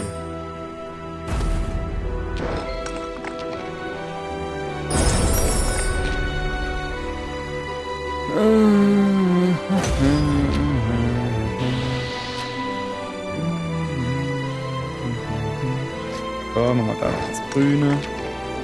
Da das Blaue. Dann das und das machen. Ich habe nur ein bisschen Angst mit den Schriftrollen da. Ich brauche da halt 3 Stück, also das wären aber, ne? Dass das dann irgendwie ganz da drüben erscheint und ich krieg's nicht rüber oder so. Das ist halt möglich. So, die Grünen habe ich gleich.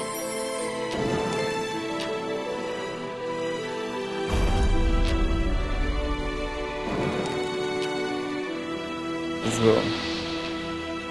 So.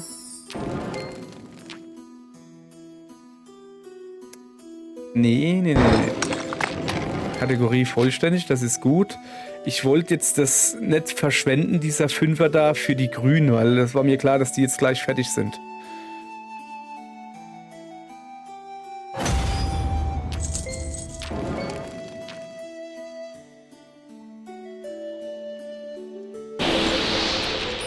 Okay, Gelb ist auch vollständig. Es wird doch schon deutlich einfacher hier. Fehlt noch Blau und Rot. Rot.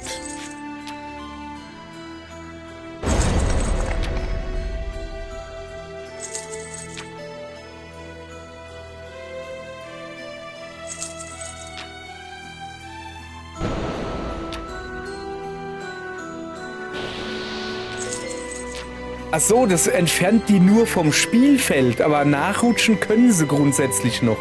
Da müssen sie aber auch dazu sagen, ne? So.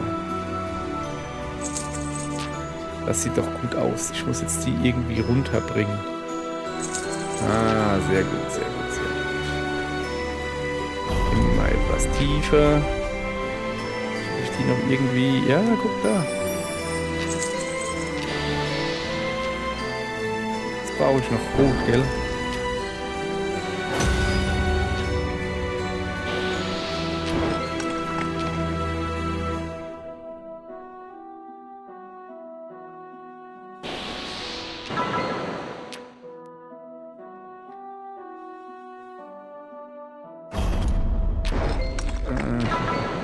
Endlich. Endlich kriege ich das da ein Stück tiefer, das da.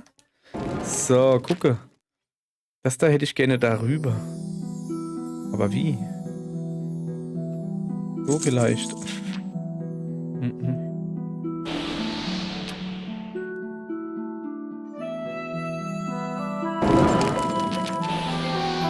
So, jetzt... Ach, guck mal. Mann, ich kann ja schon fertig machen hier. Zack. Haha, geschafft. So, das war schön. Ich kann jetzt wütend werden. So, ich muss auch mal so langsam gucken, ne? Ja, okay, alles klar. Ich kann mir noch was schmieden, gell? Dann schmiede ich mir eine Schmiede. Gegenstände kreieren. Was kann ich denn da kreieren? Gegenstände erstellen. Jetzt, da du eine Schmiede hast, kannst du mit einem Minispiel Zaubergegenstände herstellen. Um diese neuen Gegenstände herzustellen, musst du auf der Karte Runen finden und sammeln. Sieh auf jeder Zwischenstation nach. Für den Anfang hast du 3 elementare Runen mitbekommen. Gewählte Basisrune, Rune der Dolche, Rune des Handwerks, Rune des Feuers. Und da kriege ich einen Dolch von Feuer. Gewährt zusätzlich +1, wenn du 3 oder mehr Schädelschaden verursachst. Gewährt zu Beginn des Kampfes 2 rotes Mana. Nee. Wir schmieden hier noch gar nichts. So, was brauche ich denn noch? Statuen. Kampfmoral. Eine Belagerungswerkstatt. Das braucht man irgendwie alles noch nicht. So. Warte mal. Es gibt neue Missionen. Wolfsspinnen. Meine Königin, ich kehre mit unguter Kunde aus Gallia zurück. In der Ebene zum Süden scheint die Anzahl riesiger Insekten plötzlich stark zu steigen. Erst gestern kam ein Bote an, der Ähnliches berichtete. Meine Königin? Das uralte Wäldchen im Westen ist seit Jahren von Wolfsspinnen verseucht. Uns erreichte jedoch Kunde, dass sich dort ein weiteres Insekt breit macht und es bereits zu Kämpfen mit den Spinnen kam. Natürlich ist alles willkommen, was uns gegen diese grässlichen Spinnen vom Hals halten tut, Gedönse. Ja. Möchtet ihr, dass ich das Wäldchen untersuche und herausfinde, ob diese neuen Insekten eine Bedrohung darstellen? Wenn ihr das tun würdet, dann kehrt zurück und berichtet, was ihr herausfindet. Ja. Gut. Ist das hier das Wäldchen im... Ja, dann gehen wir mal reitend auf einer Wolfsspinne nach Wolfsspinnen gucken. Hier ist der Beweis, wenn du einen gebraucht hast. Tausende Ameisen nehmen gerade 3 Wolfsspinnen auseinander, vermutlich als Nahrung. Besiege die Ameise. Kann ich es auch fangen? Nee. Warum nicht? Wie viel Mal muss ich gegen Gegner kämpfen, um ihn fangen zu können? Oh, sehr schön. Guck mal.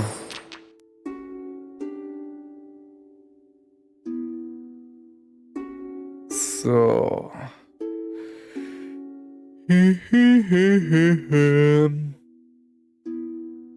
Ja, mach mal halt.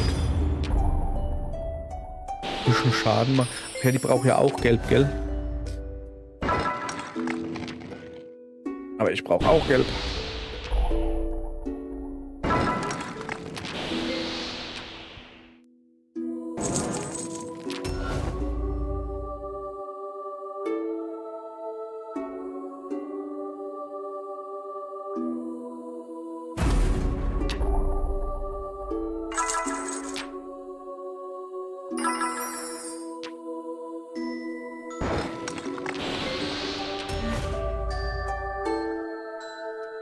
Muschi.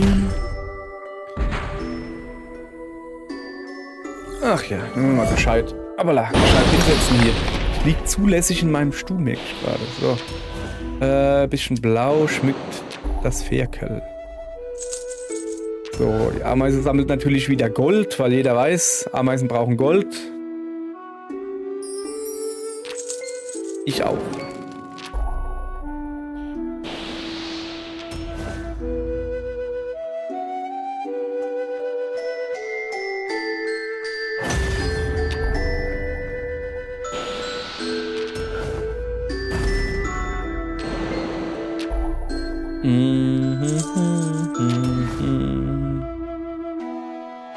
So, ein bisschen Muchin.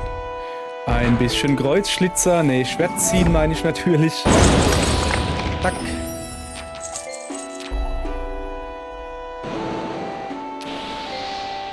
Aber jetzt aber, komm.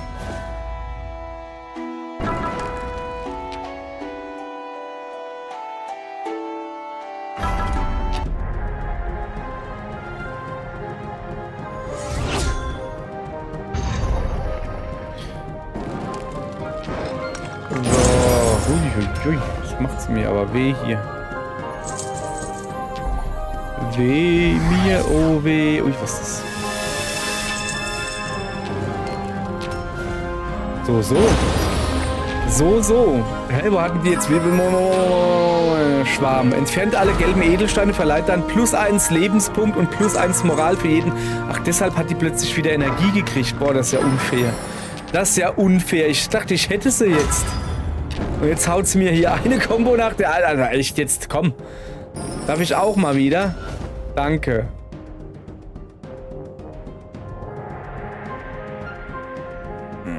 Was ist Schwertblitz? Kann ich mir merken. Blindheit. Ja, komm, mach mal halt mal, was er vorschlägt. Aber super Idee. Danke für den Vorschlag. War richtig gut. Richtig, richtig gut.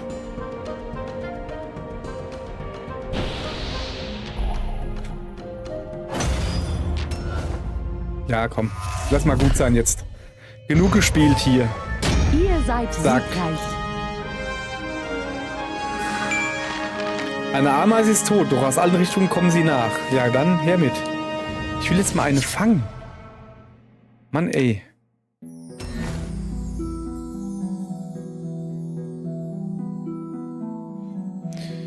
Wie, wo, was? Wo, was, wie? Wieso, weshalb, warum? Nochmal. Ui, nochmal. Das war eine heroische Tat. Es war eine heroische Tat, in der Tat. Oh. Das kann die auch. Ist ja unglaublich, was es alles gibt.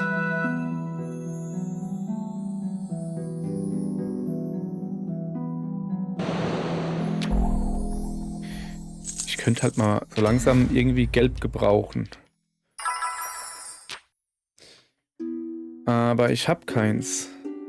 Schlecht. Nimm mal ein bisschen Rot.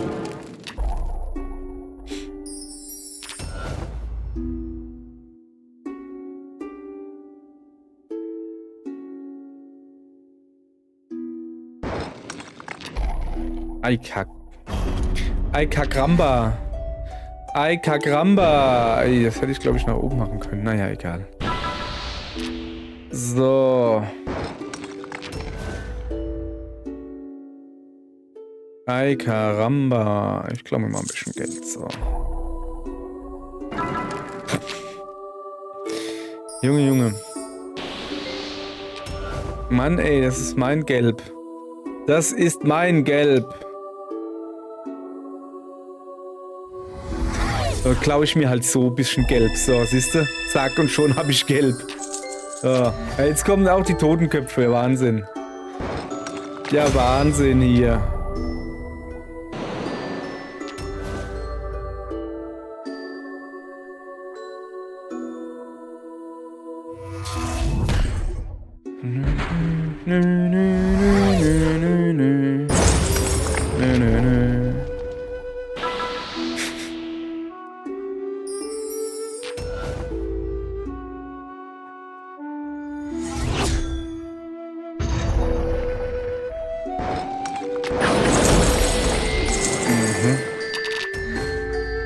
Wer ist dran? Ich, ja? Guti.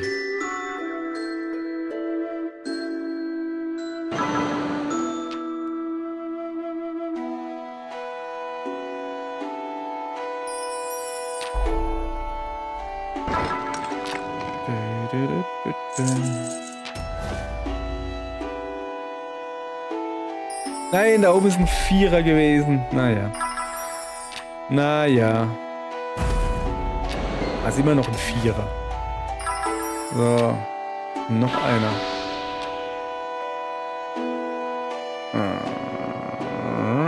Komm, wir nehmen den da.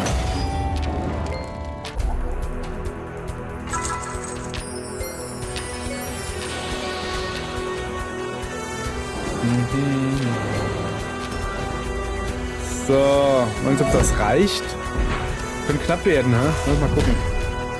Ja. Nicht ganz. Schlaue Ameisen. Aber nicht schlau genug. So. Wie viel ich wohl bekämpfen muss? Keine Ahnung. Wir werden mal sehen. Oh, ich habe gleich wieder ein Level-Up. Nach dem Level-Up, erinnert mich bitte dran. Ich muss mal an meine Zaubersprüchen gucken. So, du und deine Schwestern wollen sich hier vergnügen, was? Gut gesagt. Na schön, komm her und kämpfe. Wolfsspinn, du kämpfst weiter, du tötest Dutzende Ameisen, doch deine Ressourcen gehen langsam zu Ende. Mir doch egal. Halt. Zaubersprüche. Okay. X-Schnitt. Stufe 15. Ich habe noch gar keine Stufe 15, brauche ich erst für den nächsten. So, ich könnte wütend werden. Vergibt 8 Runden lang einen Buff, der dann rotes Mana zu deiner Kampffähigkeit. Es ist eigentlich besser als, keine Ahnung, Meditieren habe ich gerade eben einmal gebraucht. Den benutze ich fast nie. Das war dumm.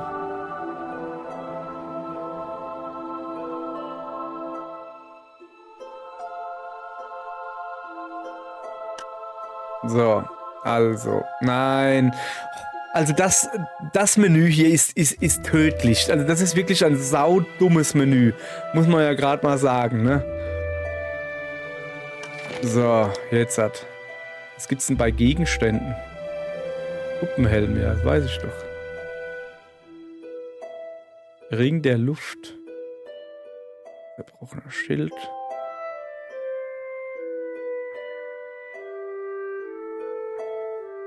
So, ja. Nö. Wir machen weiter. Beobachte das Schlachtfeld. Ja, das war die letzte. Wie? Eben gerade waren doch noch Dutzende übrig. Wie habt ihr denn diese Ameisen so schnell beseitigt? Hey, ihr klingt genau wie eine meiner alten Schildgefährtinnen. Doch jetzt ist keine Zeit für lange Reden. Es wartet noch mehr Arbeit auf mich. Schleppt wohl. Wartet, kommt zurück. Wer seid ihr? Es ist eine Riesenameise, steht doch drunter. Da es hier keine Ameisen oder Spinnen mehr gibt, sieht es aus, als wäre es an der Zeit, Bericht zu erstatten. Lass mal gucken, das machen wir jetzt halt gerade so.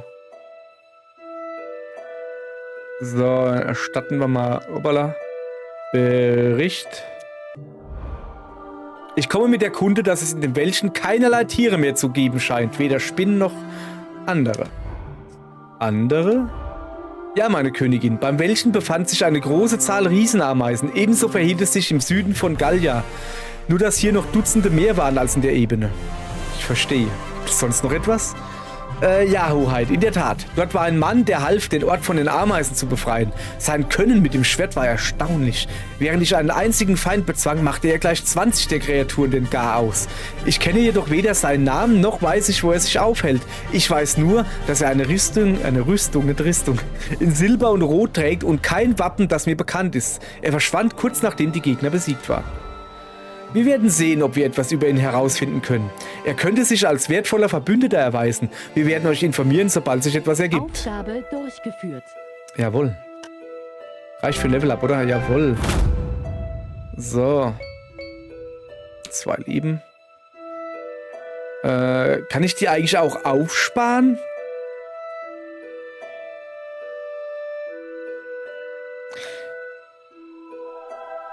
Ich hoffe, ich kann sie aufsparen, sonst habe ich jetzt ein Problem.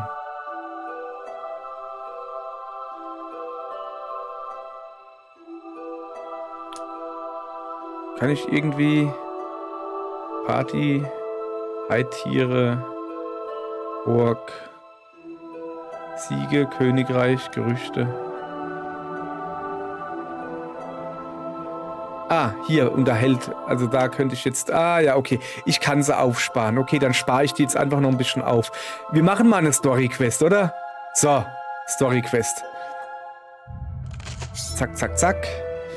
Oger generieren mit ihren Stachelcoin rotes Mana. Mit diesem roten Mana, wenn sie einen Plumps-Zauber an. Hat er letztens mal auch nicht gemacht. So, ich beginne.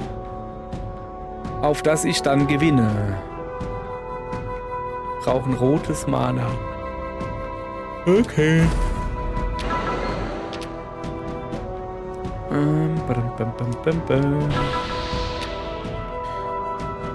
So.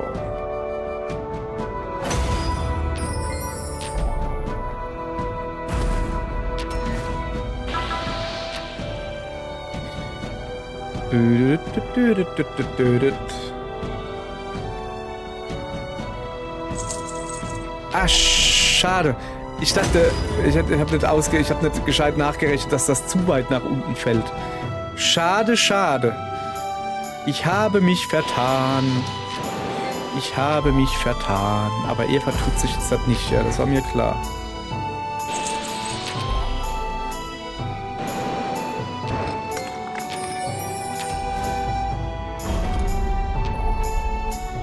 So. Muschin.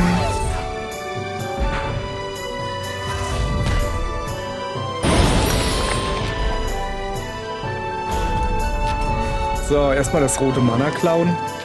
Brauchst du nicht. Viel zu klein für rotes Mana. Nur was für große Jungs. So wie dieses da.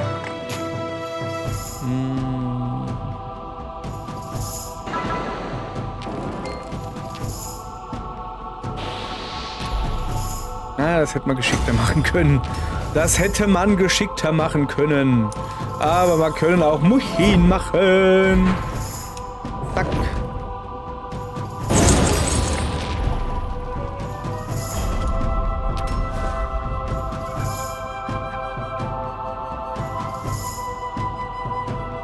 Ich tu mal wütend werden, ja? Bin ich danach wieder am Zug? Super, jetzt habe ich nur 3 rotes Mana. Das ist voll unnötig eigentlich. Naja, komm, 3 ist 3, ne? 3 ist 3. Na. Plumps. Er kann ja doch plumpsen. Nicht schlecht, Junge. Stolz auf dich.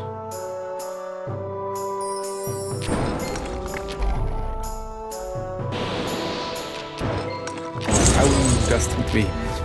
Au, das tut weh. Das ist nicht gut.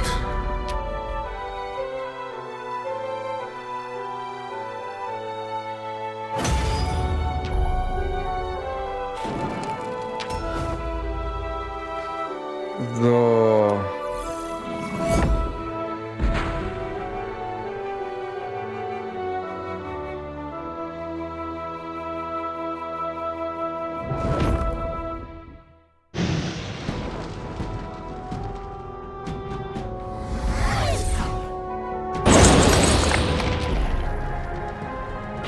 Es hat gerappelt.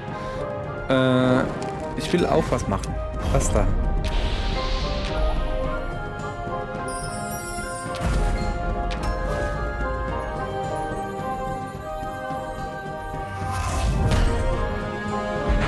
So, was sollte es gewesen sein eigentlich?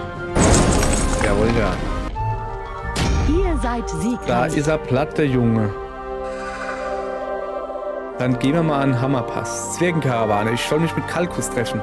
Dieser Pass ist normalerweise gut bewacht, da alle einfallenden Orkstämmer unweigerlich hier nach Agaria kommen wollen.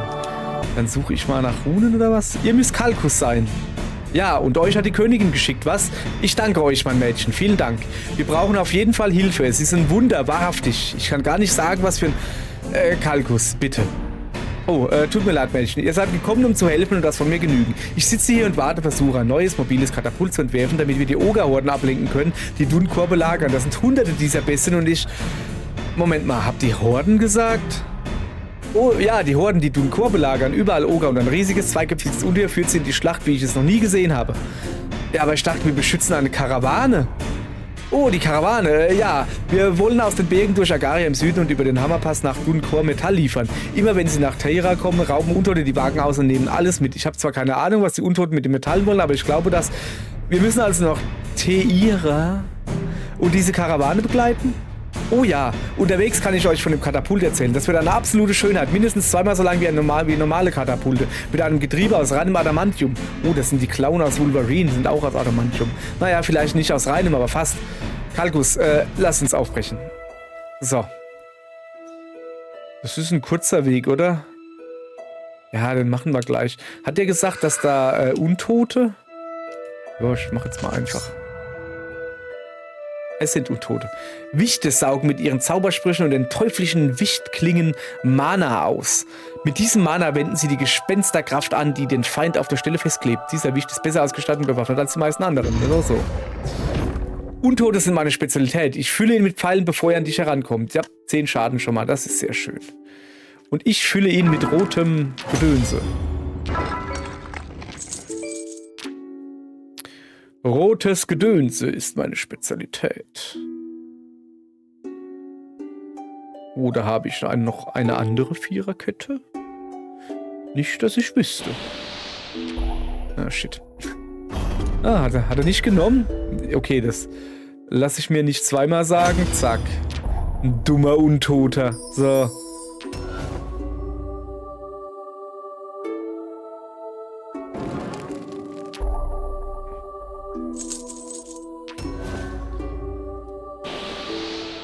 So, ich muss mal gucken, dass ich ein bisschen blau kriege. Blau. Ich habe auch gelb. Ich habe kein Problem damit. Hey. Nein, nicht mal ein Blau. Das brauche ich doch. Mann, ey. Ich dachte, er merkt es nicht.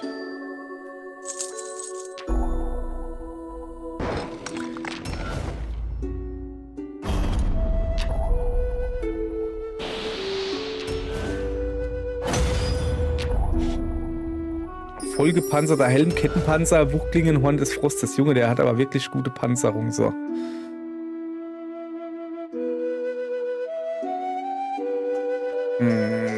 Ja, komm, machen wir.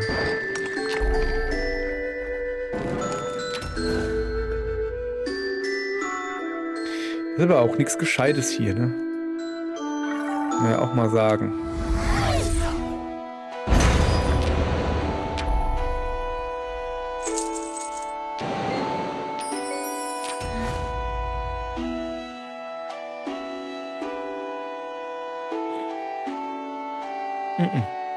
Nee, das machen wir nicht. Das machen wir nicht.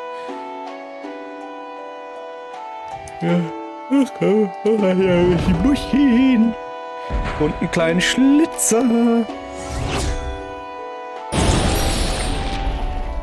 Oh, Eigewalt, das hat wehgetan. Blau hat er mir auch noch geklaut. Der kleine Lurch, der.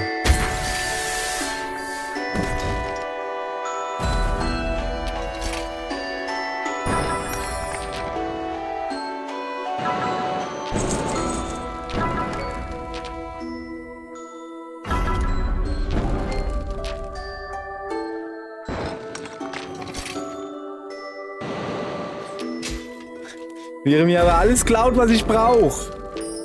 Der Wicht. So, gib mir mal ein bisschen Blau.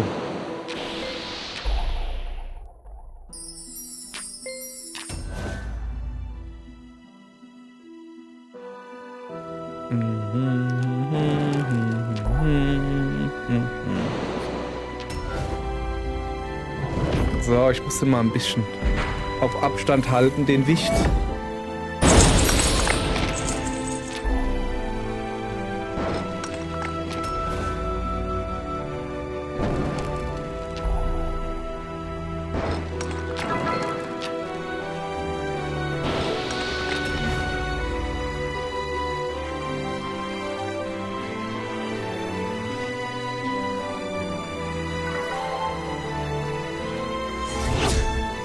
Das war dumm, da hätte ich weiter links ansetzen müssen. Naja. Ich will es ein bisschen spannend halten, ne?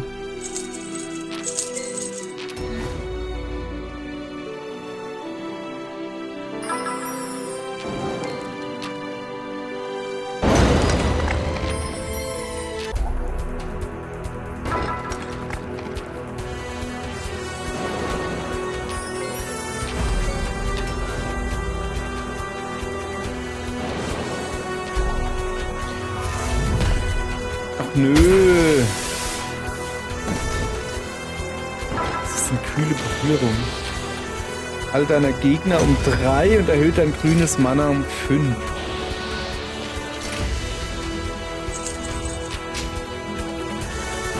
So, jetzt darf ich wieder. Jetzt erstmal Muscheln hier und dann ist Ruhe mit deiner kühlen Berührung. Oh, Kacke. Oh, Kacke. Das war nicht gut.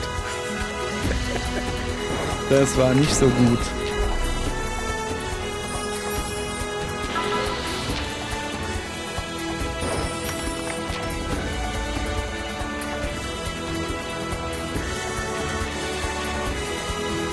Ja, dann werde ich doch wütend hier.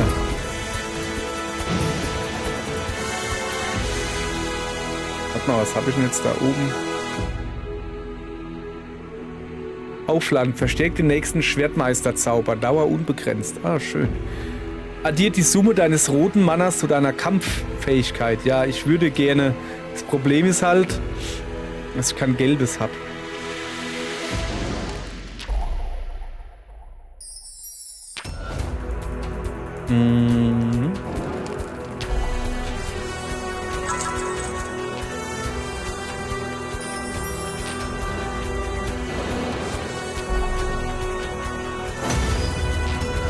Gesehen, hey. Schlack, habe ich wieder mehr aufgepasst. So, aber das hier sehe ich. Ein bisschen was kriege ich ja dann doch mit, auch wenn es schon zu fortgeschrittener Stunde ist. Es wird wirklich Zeit, dass ich ins Bett gehe. Mal gucken, 0:50 Uhr, da geht noch. Da geht noch, dann nehme ich mir noch ein bisschen Geld mit.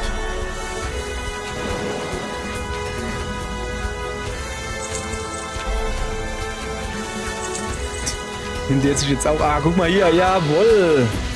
Ich bin gleich wieder dran. Ja, aber hallo. Zack, tschüss. Tschüss mit dir, du Wicht. So. Ihr seid siegreich. Gut.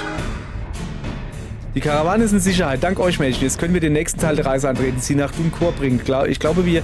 wartet. Keiner hat was davon gesagt, die Karawane nach Dunkor zu bringen. Oh, aber ich nehme an, dass ihr sicher bis ans Ziel bringt. Tyra ist gefährlich, ja, aber der Hammerpass ist voller Orks und dann ist da noch der zweiköpfige Oger vor Dunkor. Er ist so groß wie die Türme von Kal-El und bestimmt doppelt so dick. Also ich glaube, wenn ihr Maß nehmt, erzählt mir mehr von diesem Oger. Und fasst euch bitte kurz, ja? Der Zwerg soll sich bitte kurz fassen, versteht er? Oh ja, sicher. Ihr wollt kurz? Ich fasse mich kurz. Sein Name ist Dugok. Meine Leute glauben, dass er alles organisiert hat. Kopf schickt die Orks auf Überfälle, der andere sagt den Nekromanten, was sie tun sollen. Und er führt einen Rudel Oger an, aber ich... Sagt ihr, dass er der Grund für den ganzen Ärger ist? Oh ja, Dugok ist der Boss. Wir müssen einen Weg finden, um ihn herum nach Dunkor zu kommen, Gedönse. Ich versuche ja mich irgendwie, wenn ich mich verlesen habe, irgendwie rauszureden. Klappt nicht immer. Dann können wir... Nein, wir müssen ihn nicht umgehen. Wir müssen ihn besiegen.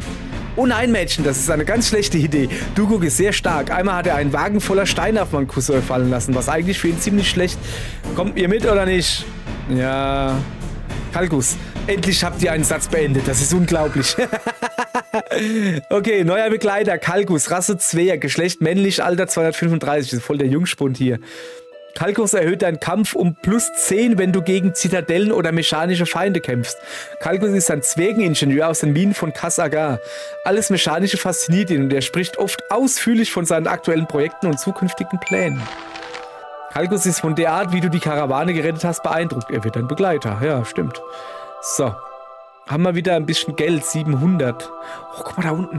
Sollen wir mal gucken, ob wir den vielleicht jetzt fangen können? Komm, lass dich fangen, Junge. Geht nicht. Schade. Ich beginne. Mit dem hier. Ja.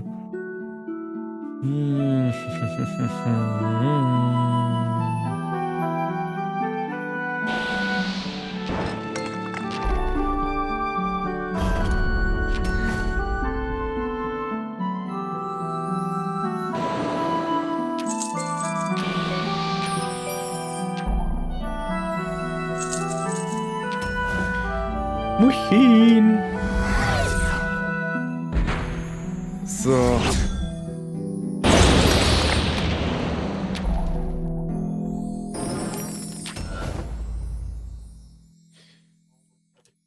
So, wieder ein bisschen Geld.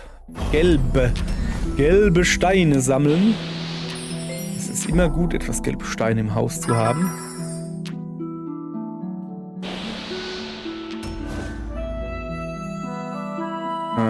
Wenn ich den jetzt aber nehme, kann er mich angreifen.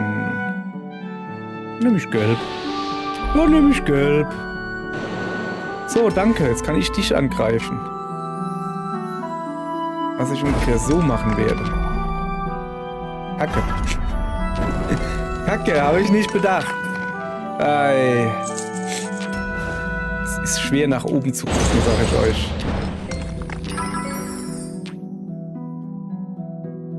So. Erstmal Muchin machen.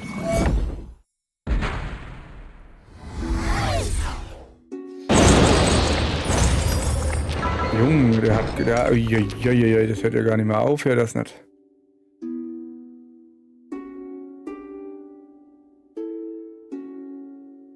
Komm, ich will ein bisschen XP noch.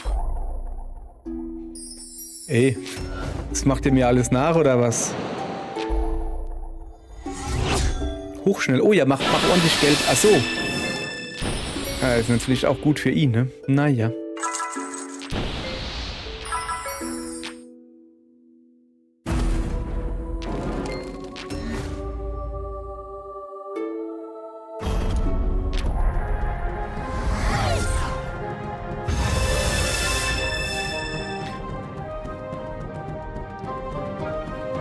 Das war knapp. So, erstmal wütend werden, ja? Auch wenn es nicht viel ist, aber ein bisschen. Dann den Schwätzier. Das war dumm, aber ich kein Zeugs mehr für Muchin. Muchin.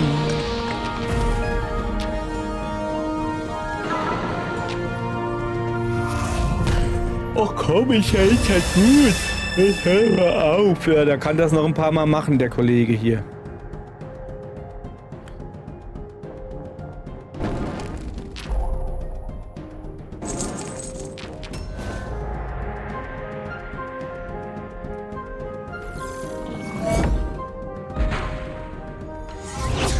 So. Ruhig jetzt. Ihr seid siegreich. Ich bin siegreich. Also eigentlich will ich ja da oben hin. Ich will ja den Mega-Oger da besiegen. Auf deinem Weg über den Hammerpass springt dich eine Horde Oger an. Eine Hoger-Orde an. Haha, einfangen, jawohl. Okay, das gibt was Längeres. So, 2, 4, 5, 6 Geld insgesamt. Das sieht doch gar nicht mal so schwer aus. Oder ich fange mal einfach wieder da an. Na komm.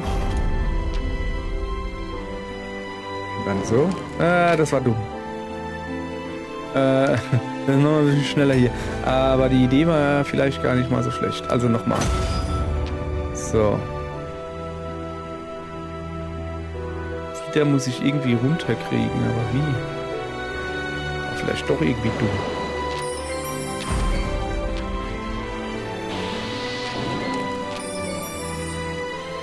Es lief gut, aber jetzt habe ich ein Problem.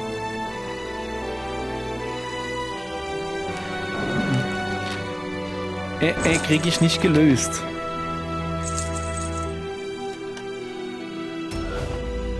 Okay.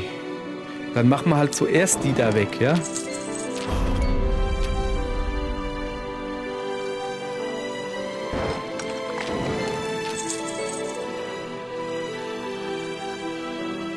Ernsthaft jetzt?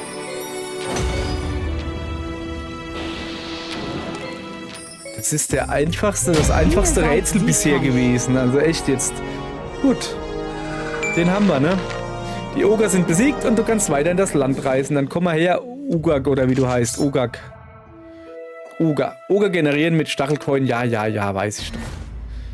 Ich beginne mit einem gelben Vierer. Das ist schon mal sehr gut. Hier könnte ich Blau mir noch gleich holen. Das wäre auch ganz gut. Aber ich gucke mich natürlich erst noch ein bisschen um, dass ich nicht wieder irgendwas übersehe. Nö, mache ich nicht so.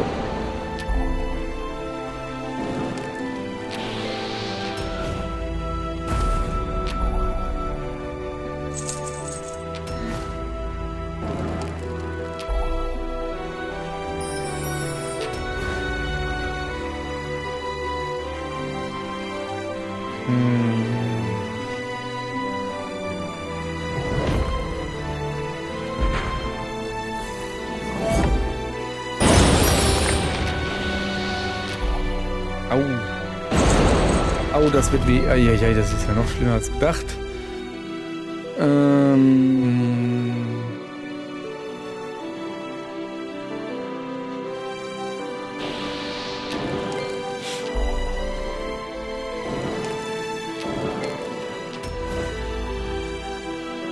Da macht der Oger Plumps gleich.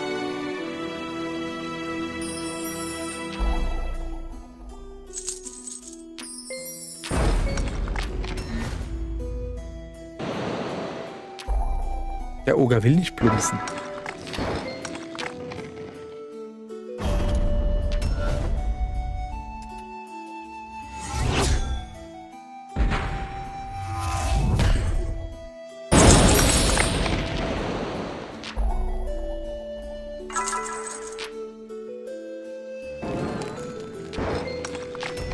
Der Oger will nicht plumpsen.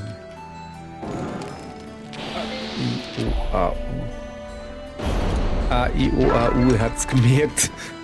Ich dachte, ich kann ihn ablenken durch mein komisches Gelaber.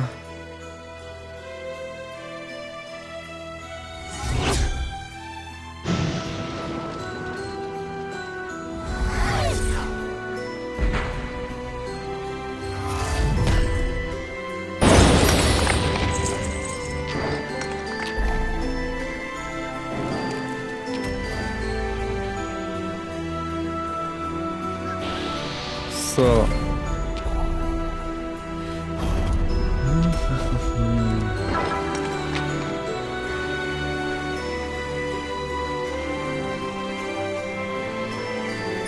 Ich will einfach ein bisschen XP noch farmen, weißt du? Plumps.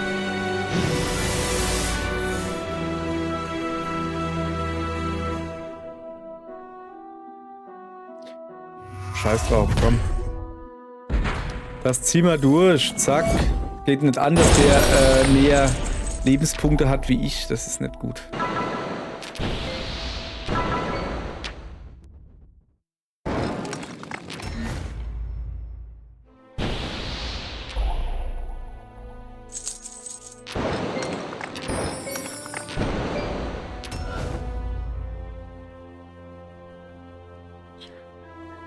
Ja, kann man schon mal machen. Muss man aber nicht. Ach, Kacke. Och, Kacke. Mach doch sowas nicht.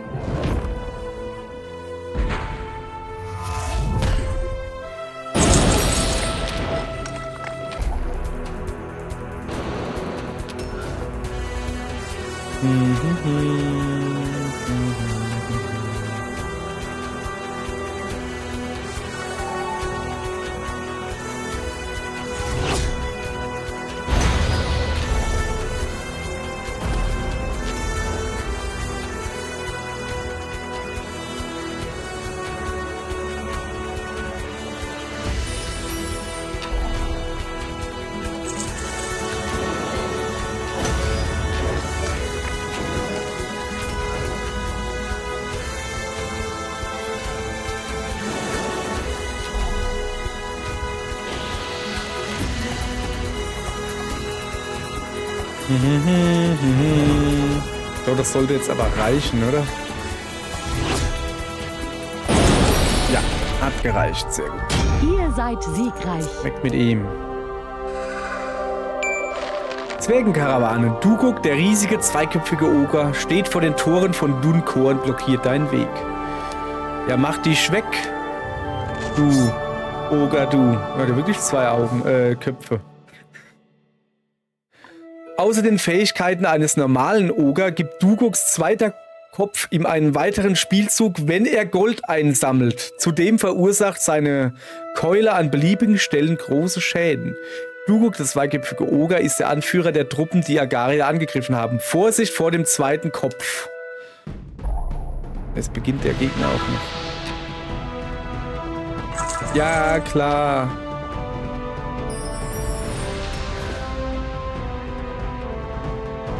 Also er braucht auf jeden Fall Rot. Rot und Gelb. Ich hab nur Blau.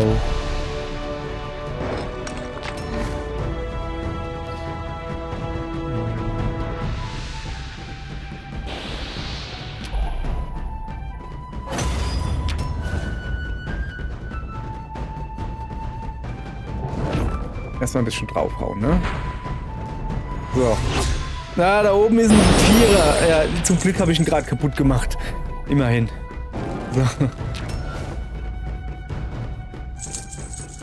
Ich muss ihm das Geld klauen. Ja, aber ihm das Geld zu klauen ist irgendwie doof, wenn er dann dafür anderes Zeug kriegt. Das ist wirklich ein bisschen verrannt hier gerade. Naja.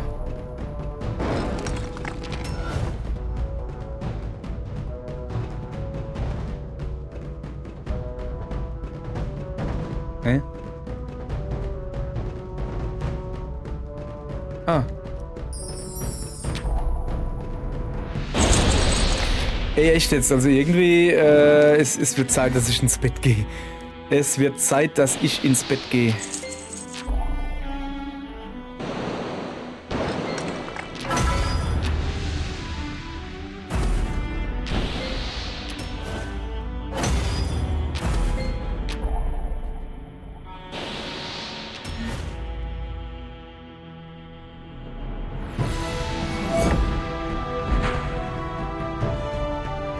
Bevor ich das jetzt wieder mache. Gerade wie eben. Nee. Erstmal gescheit umgucken. Aber ich sehe nix. Also machen wir das.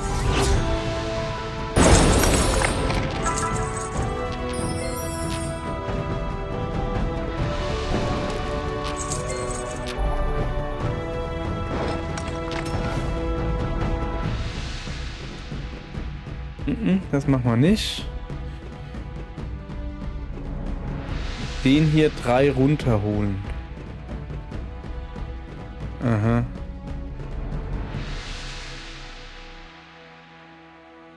Das machen wir nicht. Die Tiere jetzt ein bisschen. So. Das ist ein Dampf. Jetzt einmal aus. Zerstört alle grünen Edelsteine und lässt seinen Gegnereinzug aussetzen. Dann hätten wir noch... Ich bin immer noch am Aussetzen, ne? Ich kann leider gerade nichts machen.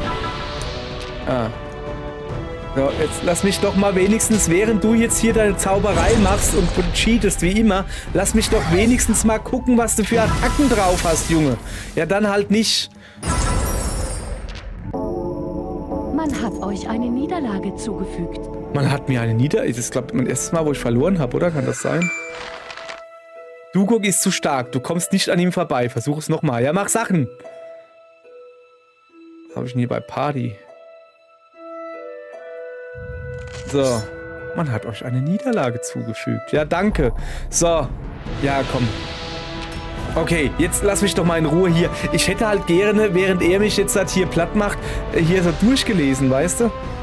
Stampfen hatten wir erschafft an einem zufälligen Ort einen Verderbensschädel. Gewährt dir einen Bonuszug, wenn du 15 oder mehr rotes Mana besitzt. Verursacht 10 Schaden. Verwandelt alle gelben und roten Edelsteine in Schäden. Alter Falter, ist das ein Quark.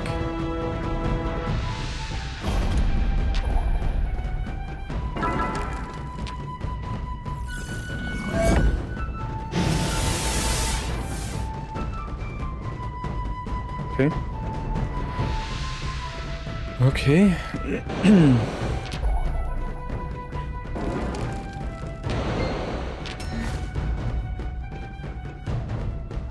Muss hier ein bisschen konzentrieren. Es ist nicht so einfach, konzentrierter zu spielen, wenn man müde ist, weißt du?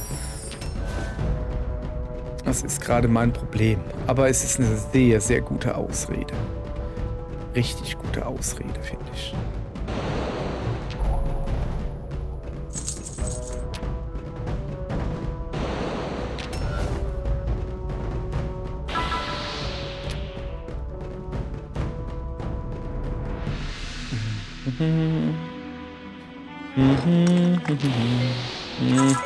Ah, Glück gehabt. So.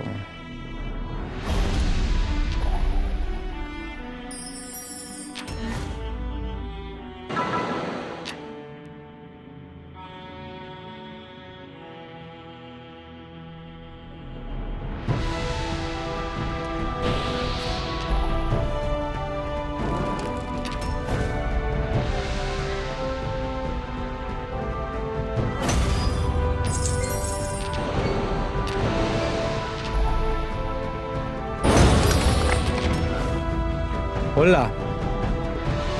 Ich bin dran, ja. Der ist halt schon hardcore, der Kerl. So. Ah. Stimmt. Habe ich natürlich genau gesehen. Machen wir den hier. Machen wir lieber den da oben. Dann schenke ich ihm da unten nämlich Gold. Das will ich nicht. Das will ich haben. Und noch ein bisschen Geld dazu.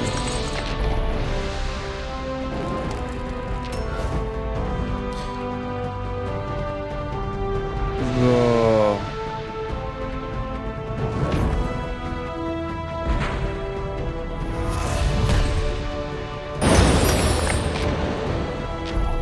Ach, Kacke. Echt jetzt. Das war aber jetzt wirklich ein sehr dummer Zufall.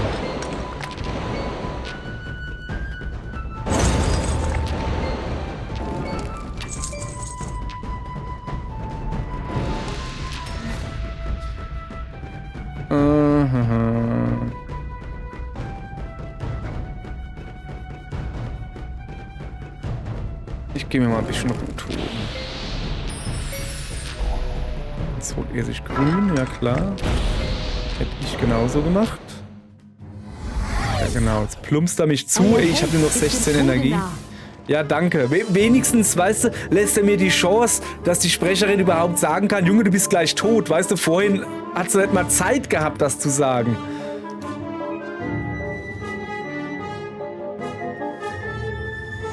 Wenigstens kriege ich sonst neue Musik zu hören. Das ist doch was. Genau deshalb bin ich hier, ne? So. Kann er mich einfach totplumpsen, ne?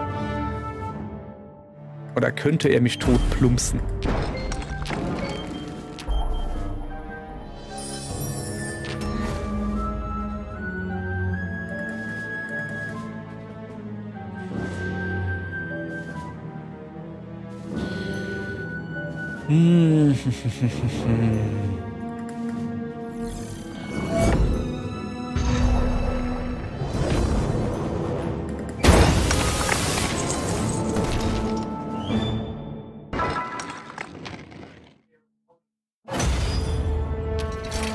Junge, setzt doch einfach einen Plumps. Er hat kein Geld mehr für einen Plumps, aber er hätte. Der spielt einfach nur mit mir, sag ich euch. So, darf ich wieder, danke.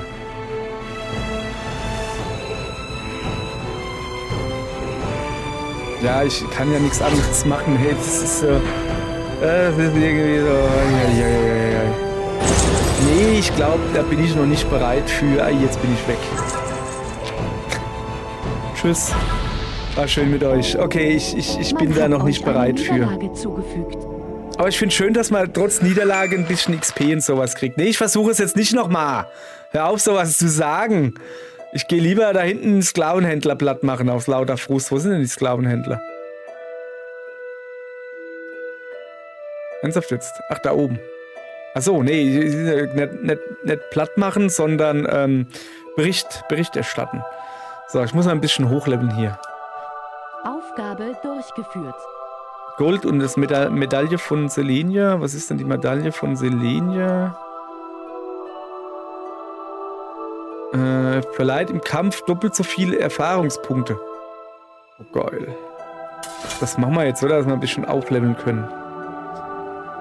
Und jetzt habe ich nichts mehr zu tun, außer die Zwergenkarawane. Also die muss ich jetzt machen. Ich habe alles andere gemacht. Nee, warte mal, da gibt's noch mehr.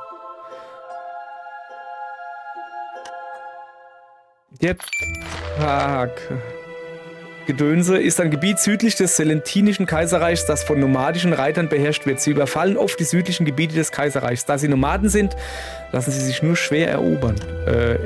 Erdingsen.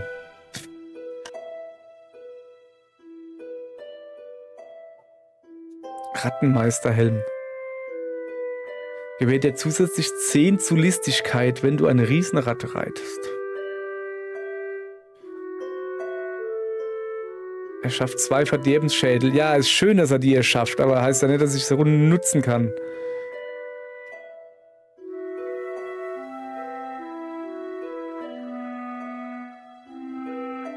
Mhm. Ein KI-Punkt. Ja, da kann ich ja gar nichts mal mit anfangen. So.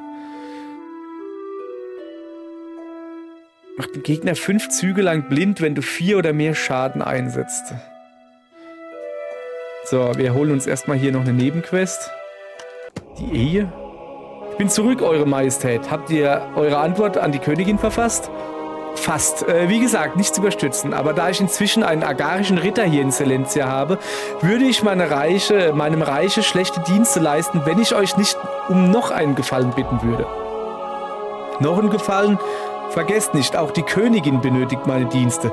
Versichert ihr mir, dass eure Antwort bereit ist, wenn ich wiederkomme? Oh ja, ja. Ihr Garia seid so gütig, so aufmerksam, so ehrenhaft. Wir könnten viel von euch lernen. In der Tat, vielleicht könnte ich euch unterrichten, nachdem ich eure Antwort meiner Königin gebracht habe. Was soll ich jetzt noch für euch tun? Wisst ihr, es geht um eine Tochter. Es ist vereinbart, dass sie Uthrak von Thrak heiraten soll, den Anführer der Pferdestämme südlich unseres Reiches. Die Ehe ist der Anfang einer glorreichen Allianz.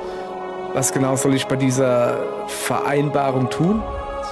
Sie braucht eine Eskorte. Ich will, dass ihr nach Bartel reist, sie dort abholt und darauf achtet, dass sie sicher in Thrak ankommt. Nur eine kurze, einfache Reise. Da ist eigentlich nichts dran.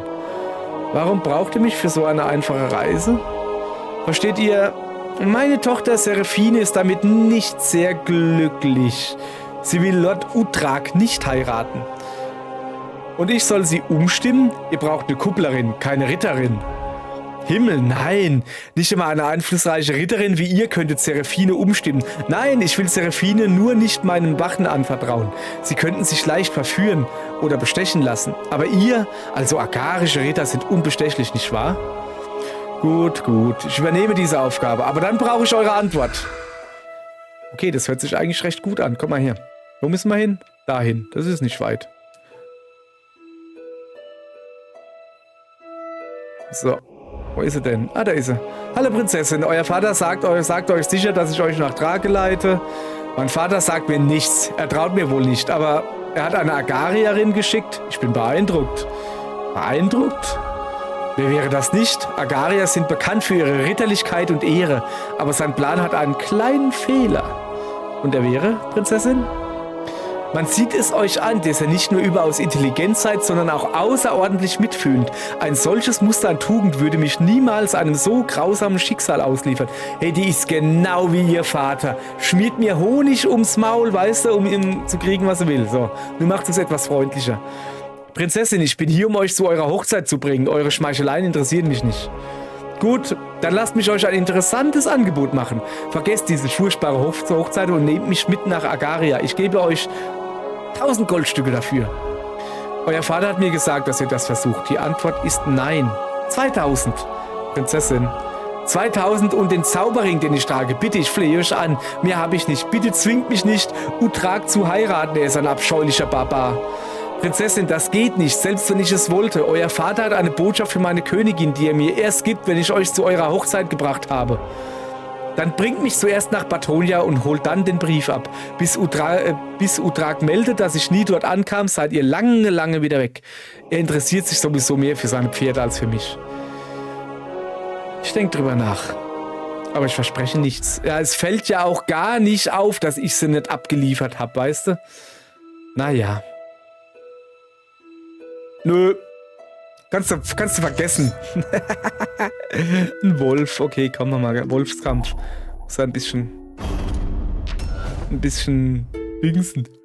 Ein bisschen üben. Damit ich Ugag schaffe. Upsala, du nicht. Du da. Dich will ich haben.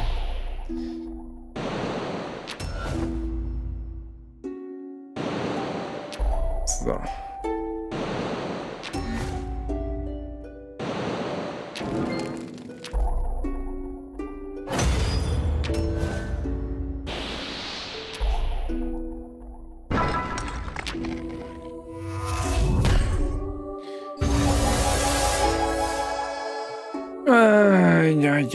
Ja, mir fehlt etwas Grünes.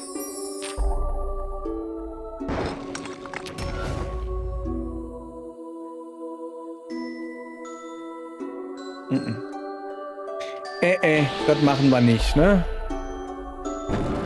Genau, lass mal ihn das machen. Und dann mache ich den hier. Und dann hole ich mir etwas Grün. So.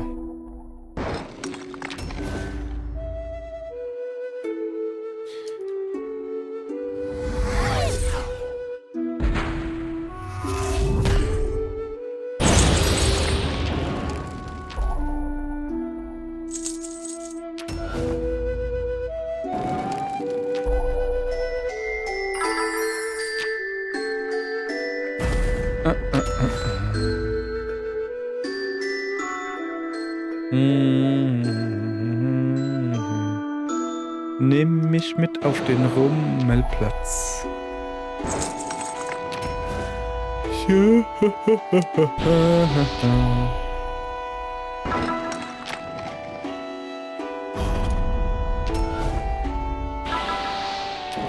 Ja, ich kann auch manchmal aufpassen, so ist es nicht. Kommt halt nur nicht oft vor. Ja. Kacken. Kacken. So viel dann zum Thema. Ich kann auch mal aufpassen. Ja. Sowas sehe ich dann aber nicht.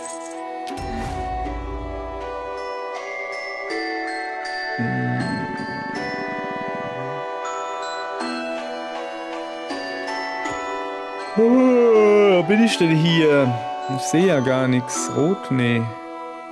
Grün? Ah, Geld. Geld habe ich noch nicht geguckt. Ja, okay.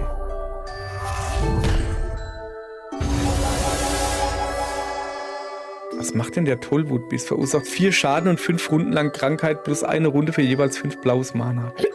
Hoppala. Hix. So, ja, das ist gut. Dass da... Also, das war ja ein blödes Fels. So, darf ich jetzt vielleicht mal ein bisschen draufhauen. So.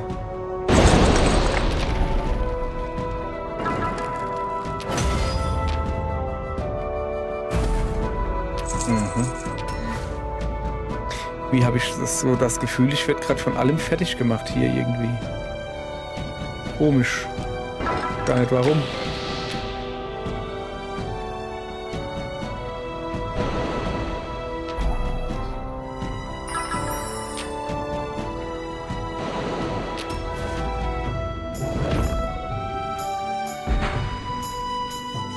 Na. Manchmal geht es ein bisschen langsam. So.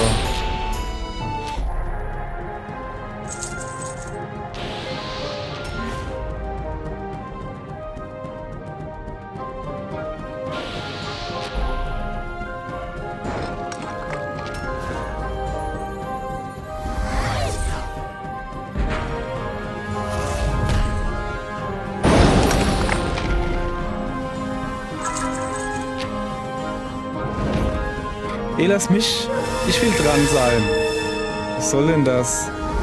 So, jetzt aber komm. Das reicht doch. Ja, genau, reicht es. So. Bitte, ich flehe euch an. Bringt mich nicht zu Utrak. Mein Leben wird höllisch. Wir könnten Schwestern sein. Wir sind Schwestern. Würdet ihr eure Schwester zu einer lieblosen Ehe zwingen? Ja. Ich habe keine Schwester. Glück gehabt. Euer Vater sagt, eure Ehe läutet eine neue Friedensära ein. Ein Bündnis zwischen den beiden Königreichen. Es ist eure Pflicht. Pflicht? Ha. Ich bin nur ein Pfand im politischen Spiel meines Vaters. Ich bitte euch, bringt mich nach Batonja. Ja, natürlich werden wir das nicht tun. Ja, ich weiß, natürlich würde ich sie nach Batonja bringen. Was ist das für eine Frage? Aber ich will gucken, was passiert. So.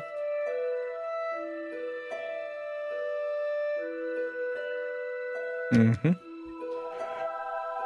Grünes Mana. 5 oder mehr Schädelschaden. Knolliger Flegel.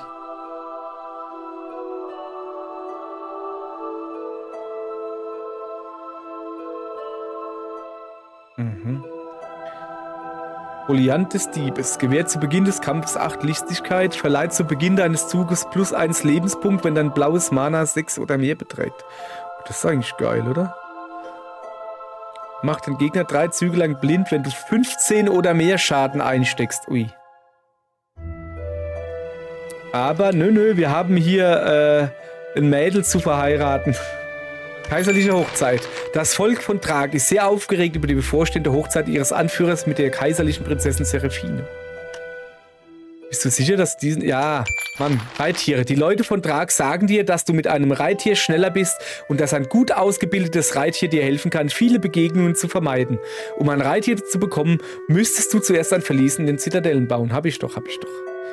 Also, kaufen war ich schon. So, dann machen wir mal schöne Hochzeit. So, hier sind wir, Prinzessin. Utrak wartet. Hättet denn keine Gnade? Wie konntet ihr nur? Ihr müsst erkennen, dass es hier um mehr als eure Gefühle geht, Hoheit. Es tut mir leid. Aus meinen Augen. Ich will euch nie wiedersehen. Aufgabe durchgeführt. Du recht. Das macht man nicht. Nicht gegen den Willen verheiraten. Aber hat mich irgendwie so ein bisschen an Game of Thrones erinnert, oder? Die wurde ja auch an Pferdefuzzi verheiratet, weißt du?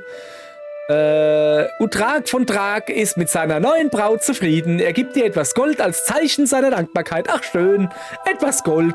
2, 3 Goldstücke. Dankeschön, dafür verheirate ich doch gerne Frauen, die nicht heiraten wollen mit irgendeinem Typ, der ein Depp ist. So, Hier ist ein Wolf. Kann ich den eigentlich irgendwann... Habe ich schon mal einen Wolf gefangen? Scheinbar nicht. Keine Ahnung. Mann, ich merke schon, kann man hier irgendwie zur bösen Seite wechseln oder so? Nee, das war wirklich... Hey, ohne Scheiß jetzt. Also ernsthaft jetzt. Normalerweise hätte ich natürlich Scheiße gerade gebaut.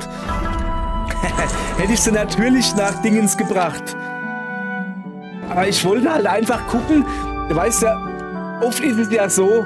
Ja, bring mich nicht dahin. Doch, und dann machst du es und dann so, haha, war nur Spaß. Nein, du bringst natürlich, weißt du, das Spiel führt dich dann trotzdem auf den richtigen Pfad. Ich wollte halt wissen, ob es wirklich geht, ein Arschloch zu sein, ob das Spiel sagt, ja okay, wenn du ein Arschloch sein willst, okay, kein Problem, kannst du sein.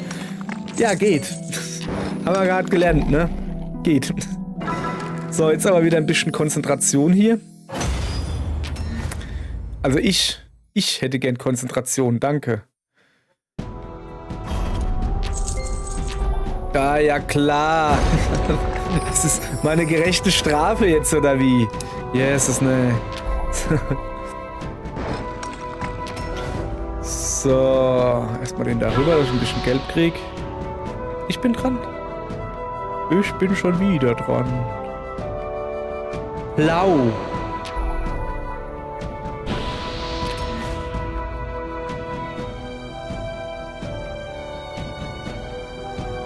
Ja, komm. Muschin.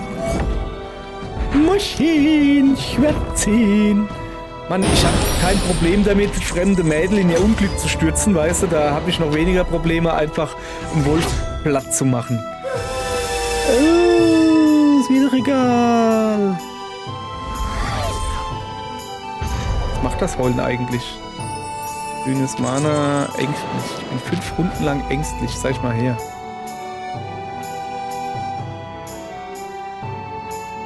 Reduziert den Wert aller Fähigkeiten um 50%. Holla. Holla, holla.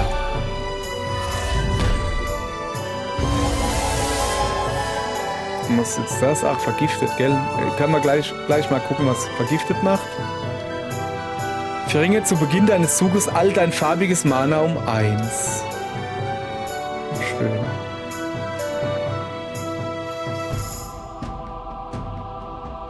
Ist ja nichts Besseres außer das Geld. Ja, hier, Erfahrung.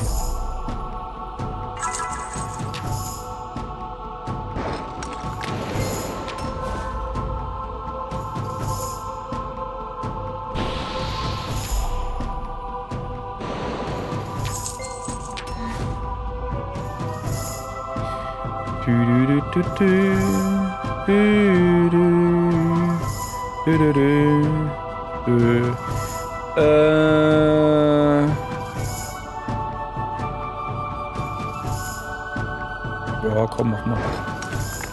Weiß ja sonst nicht, was ich machen soll.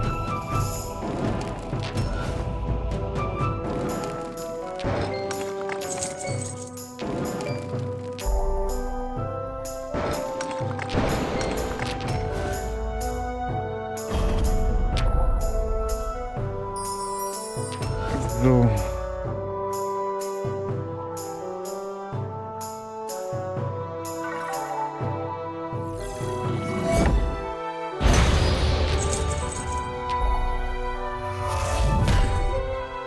Alter, ist ja gut. Ich hab noch den Tollwut bis vom letzten Mal. Dafür spitze ich dir nochmal ein, so.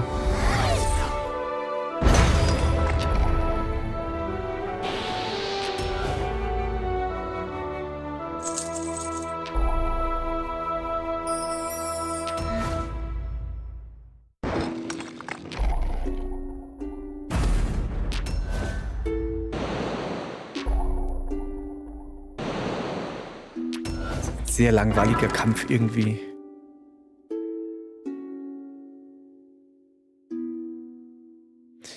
Irgendwie... Was brauche ich denn? Blau. Ja, komm, scheiß drauf. Dann kriegt er halt. Da hätte er sowieso gekriegt. Mann, ich will doch eigentlich ins Bett, fällt mir gerade ein. Es ist irgendwie...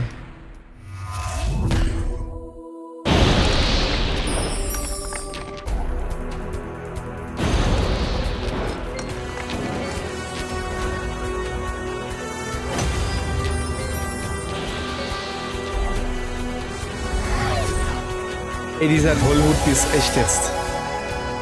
Macht mich fertig. Ja, ist ja gut. Sag mal, wie mal kann denn der denn machen? Jetzt nimmer. Immerhin. So, dafür mache ich dir jetzt noch einen Schlitzer. Du Schlitzau, du. So.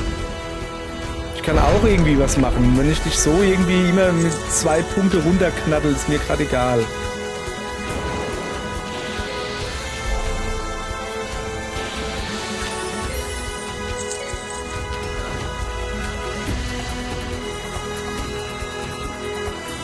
Stimmt.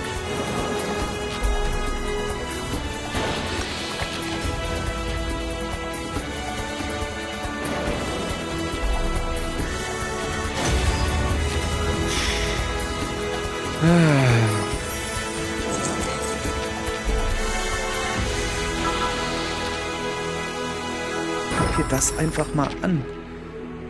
Verringere zu Beginn deines Zuges all dein farbiges Mana um 1, maximal 4, Dauer 2 Züge. Ja klar, da wird das halt nix hier. Deshalb brauche ich auch gar kein Mana erst zu sammeln.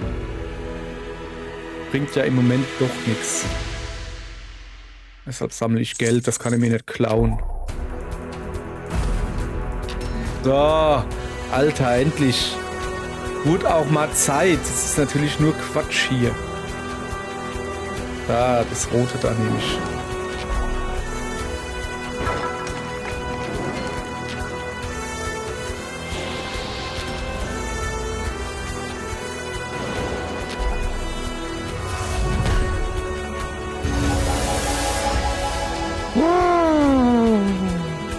Ist das ein nerviger Kampf durch dieses Tollwutgedönse? Da kann ich halt kein Mana und nichts aufbauen, weißt du?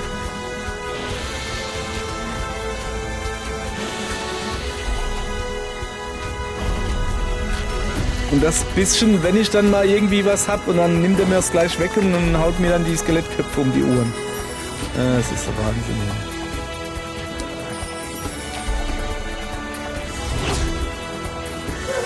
Komm, mach doch noch ein bisschen Tollwut. Hast du schon lange nicht mehr gemacht. Du Affe-Zippel, hey.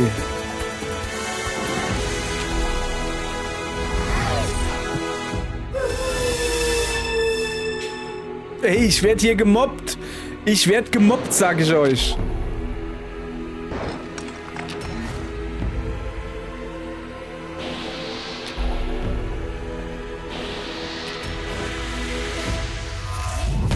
So. Nein! Ich will nimmer. Das ist dumm. Das ist einfach nur dumm gerade. Das ist so dumm. Es ist gerade einfach nur dumm. So, jetzt hat, Alter. Was ein nerviges Vieh. Ist ja unglaublich. So. Wo ist denn die Pappe?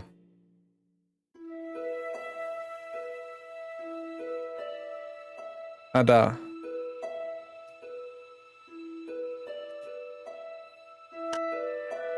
Kaiserliche Antwort. Ja, wird's bald.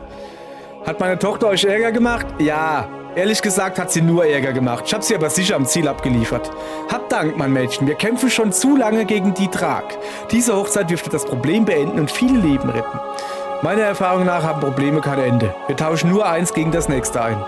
Welch düsterer Standpunkt für einen jungen Menschen. Mal sehen, was wir da machen können. Bleibt ihr noch für die Feier zu Anlass der Hochzeit heute Abend? Nein! Euer Majestät, bei allem Respekt, ich muss zurück nach Agaria. Meine Königin wartet auf eure Antwort. Gut, hier ist meine Antwort. Nein, wir hatten ja keinen Ärger mit den Untoten. Wir werden von einer Gruppe Kultisten geplagt, die sich der dunkle Weg nennen. Aber die haben nichts mit den Untoten zu tun. Dämonen und Elementargeister, ja, aber nichts, was aus dem Grab kommt. Ich habe die Lager eines Schreines dieses Kults auf eurer Karte markiert. Macht auf der Heimreise dort Halt, wenn ihr meine Worte bestätigen habt. Und bla bla bla bla bla bla bla. Oh, ich muss ins Bett. Was die Bitte eurer Königin und Truppen angeht, muss ich ablehnen. Euer Majestät, ich habe alles getan, worum ihr mich gebetet habt. Gebeten habt. Sicher könnt ihr einige Männer für die Not der Königin entbehren.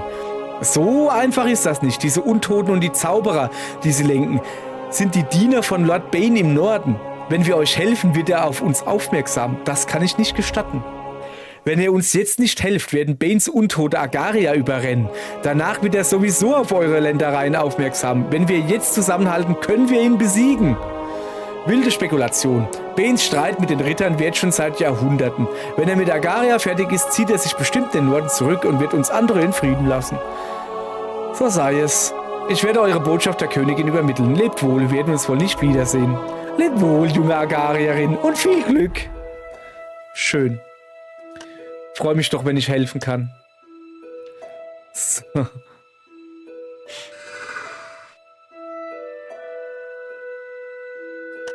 Erstmal gucken. Ja, komm, nehmen wir an, dass wir wenigstens irgendwas haben. So. Kaiserliche Antwort. Euer Majestät, ich habe die Antwort des Kaisers. Verzeiht die Verzögerung. Nicht nötig. Ich weiß, dass er schwierig ist. Er verlangt viel und gibt dafür wenig. Wie lautet seine Antwort? Ja, er sagt, das Selentiner-Reich hat keine Probleme mit Untoten so wie wir. Und er lehnt unseren Hilferuf ab. Es tut mir leid, Majestät. Ich konnte ihn nicht umstimmen. Gebt euch keine Schuld. Ich hatte keine Hilfe erwartet. Die Selentiner haben Agaria seit der Zeit eures Vorfahren, Lord Albion, vor vielen Jahrhunderten nur selten geholfen. Meist sind sie eher bereit, einen Krieg mit uns anzuzetteln. Was können wir jetzt tun? Ich werde einen Rat einberufen, um das festzulegen. Aber jetzt zu deinem Lohn. Ich habe ein besonderes Geschenk für euch. Ihr dürft jetzt einem der 5 Ritterorden beitreten. Kommt später wieder, dann kann ich euch mehr sagen. Aha. So, Moment, es gibt neue Quests. Zwergenkarawane ist noch aktiv. Ritterorden. Warte mal. Ich will hier...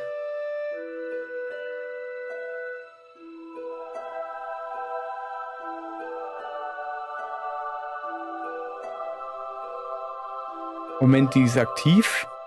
Die EP-Ding. Okay.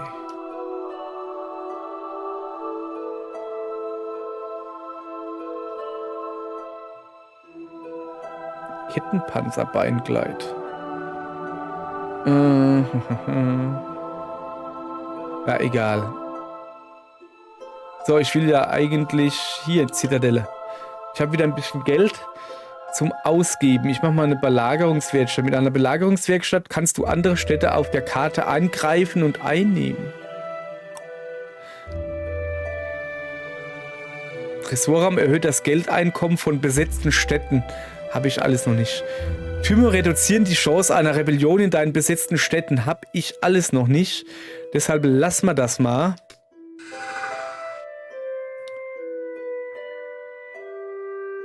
Was ist denn das da? Ah, die Patrouillenpflicht, ja. So, da kommt, den machen wir noch. Dann gehen wir da rüber. Was vermeiden? Ja, dann vermeiden wir das. Aufgabe durchgeführt. Cool. Ja, geil. Level erhöht, 15. Ja, cool. Der X-Schnitt zerstört 5 Edelsteine in einer X-Form. Ach, hätte ich nicht gedacht, nachdem der Plus-Schnitt ich schon habe. Oder Kreuzschnitt, wie heißt. Oder zerstört mit Verstärkung 9 Edelsteine in einer X-Form. So, jetzt muss ich aber gucken. Guck mal, jetzt habe ich 8 Fähigkeitspunkte. Jawohl. So, da gehen wir mal ein bisschen... bisschen was auf Kampf geben, okay?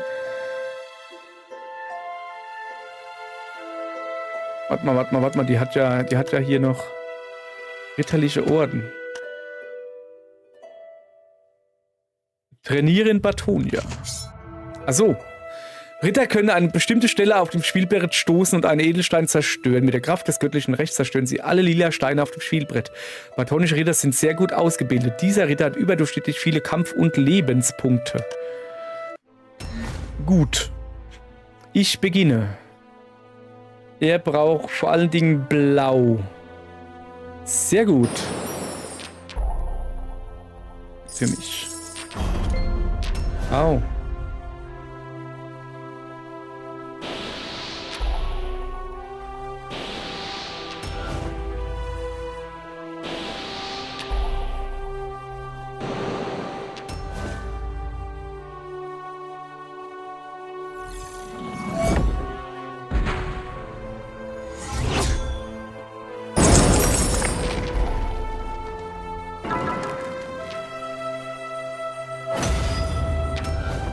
Alles klar. La la la la la. La la la la. So.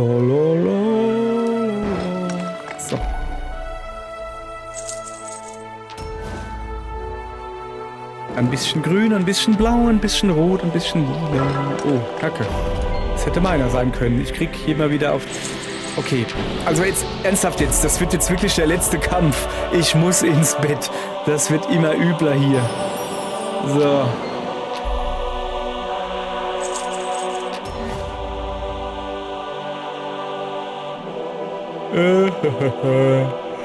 Gehen wir dahin.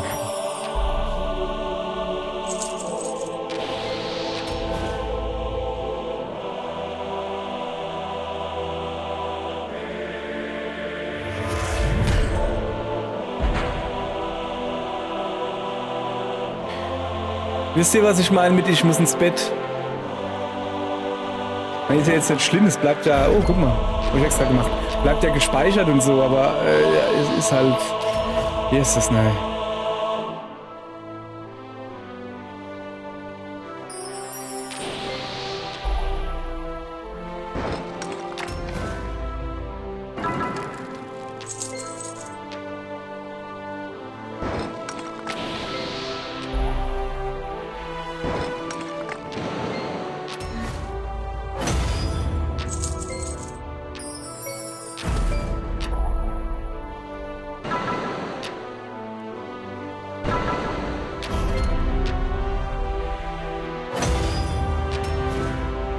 Er ist ein Bösewicht. Er ist ein Bösewicht.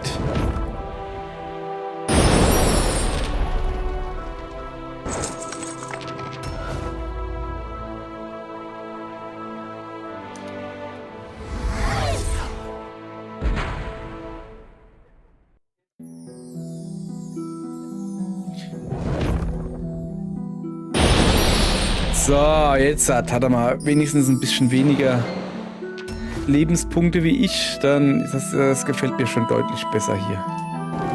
Ich mag das nicht, wenn Gegner mehr Lebenspunkte als ich haben. Das finde ich nicht gut.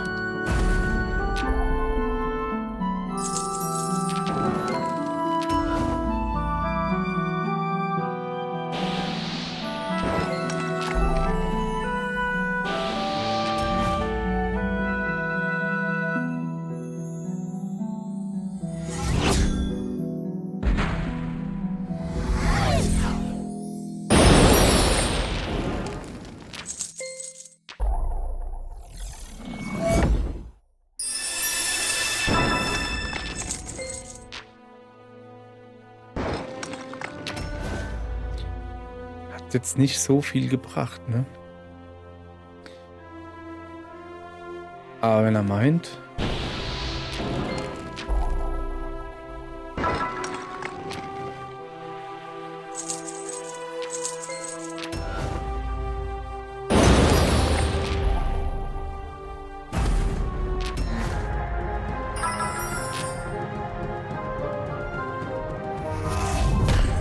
So, Schwert ziehen. So, es wird, Leute, es wird.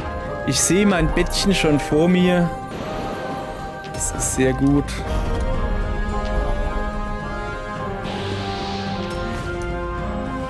So, Bettchen, ich komme. Echt jetzt. Ja, jetzt ist gerade sehr praktisch. Ich werde nämlich immer müde. So. Für einen Neuling habt ihr gut gekämpft, von der Kriegskunst her vielversprechend. Danke, Sir. Ich gebe mein Bestes. Ich hoffe, dass ihr nach eurer Ausbildung dem Orden der Bathonier beitretet. Was könnt ihr mir noch über den Orden der Bathonier erzählen? Wir sind der größte Ritterorden in Nagaria. Unsere Krieger sind die besten, weil wir mit regelmäßigen Turnieren alle Fähigkeiten testen. Wir sind auch der strengste Orden. Ritterlichkeit ist unsere Lebensart und davon dulden wir kein Abweichen. Ich bin so ritterlich... Ich tue sogar ein armes Mädel an irgend so einen Pferdefutzi verschachern, nur damit ich eine Antwort von dem Vater kriege, von dem ich sowieso wusste, dass sie negativ ausfällt.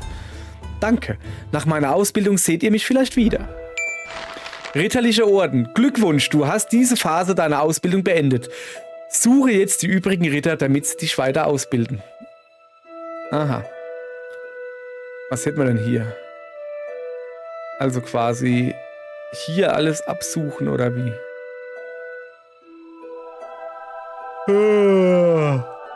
Ja, nun gut. Komm, wir gehen nochmal in die Drakenburg. Ich will mir da einfach nur die Quest abholen.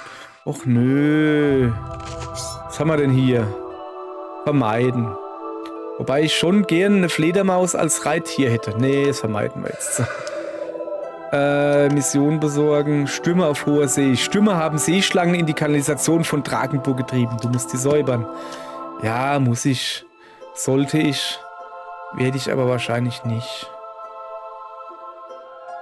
Ich gehe jetzt mal da oben hin. In der Hoffnung, wenn man ihn fangen kann, werde ich ihn fangen. Nee. Okay, das hat keinen Sinn mehr. Ich beende das hier. War schön. Ich soll das nächste Mal ein bisschen kürzer machen. Ich bin voll müde. Aber trotzdem schön. Macht immer noch Spaß. Und es ist mal hier, ja, zum Runterkommen, knack, ist das schon voll in Ordnung. Dann bis, weiß nicht, zum nächsten Mal oder so. Mal gucken, wann ich nochmal Zeit finde oder Lust oder sowas, um das hier weiterzuspielen, die nächsten Tage. Weiß nicht. Mal gucken. Okay. Danke und tschüss.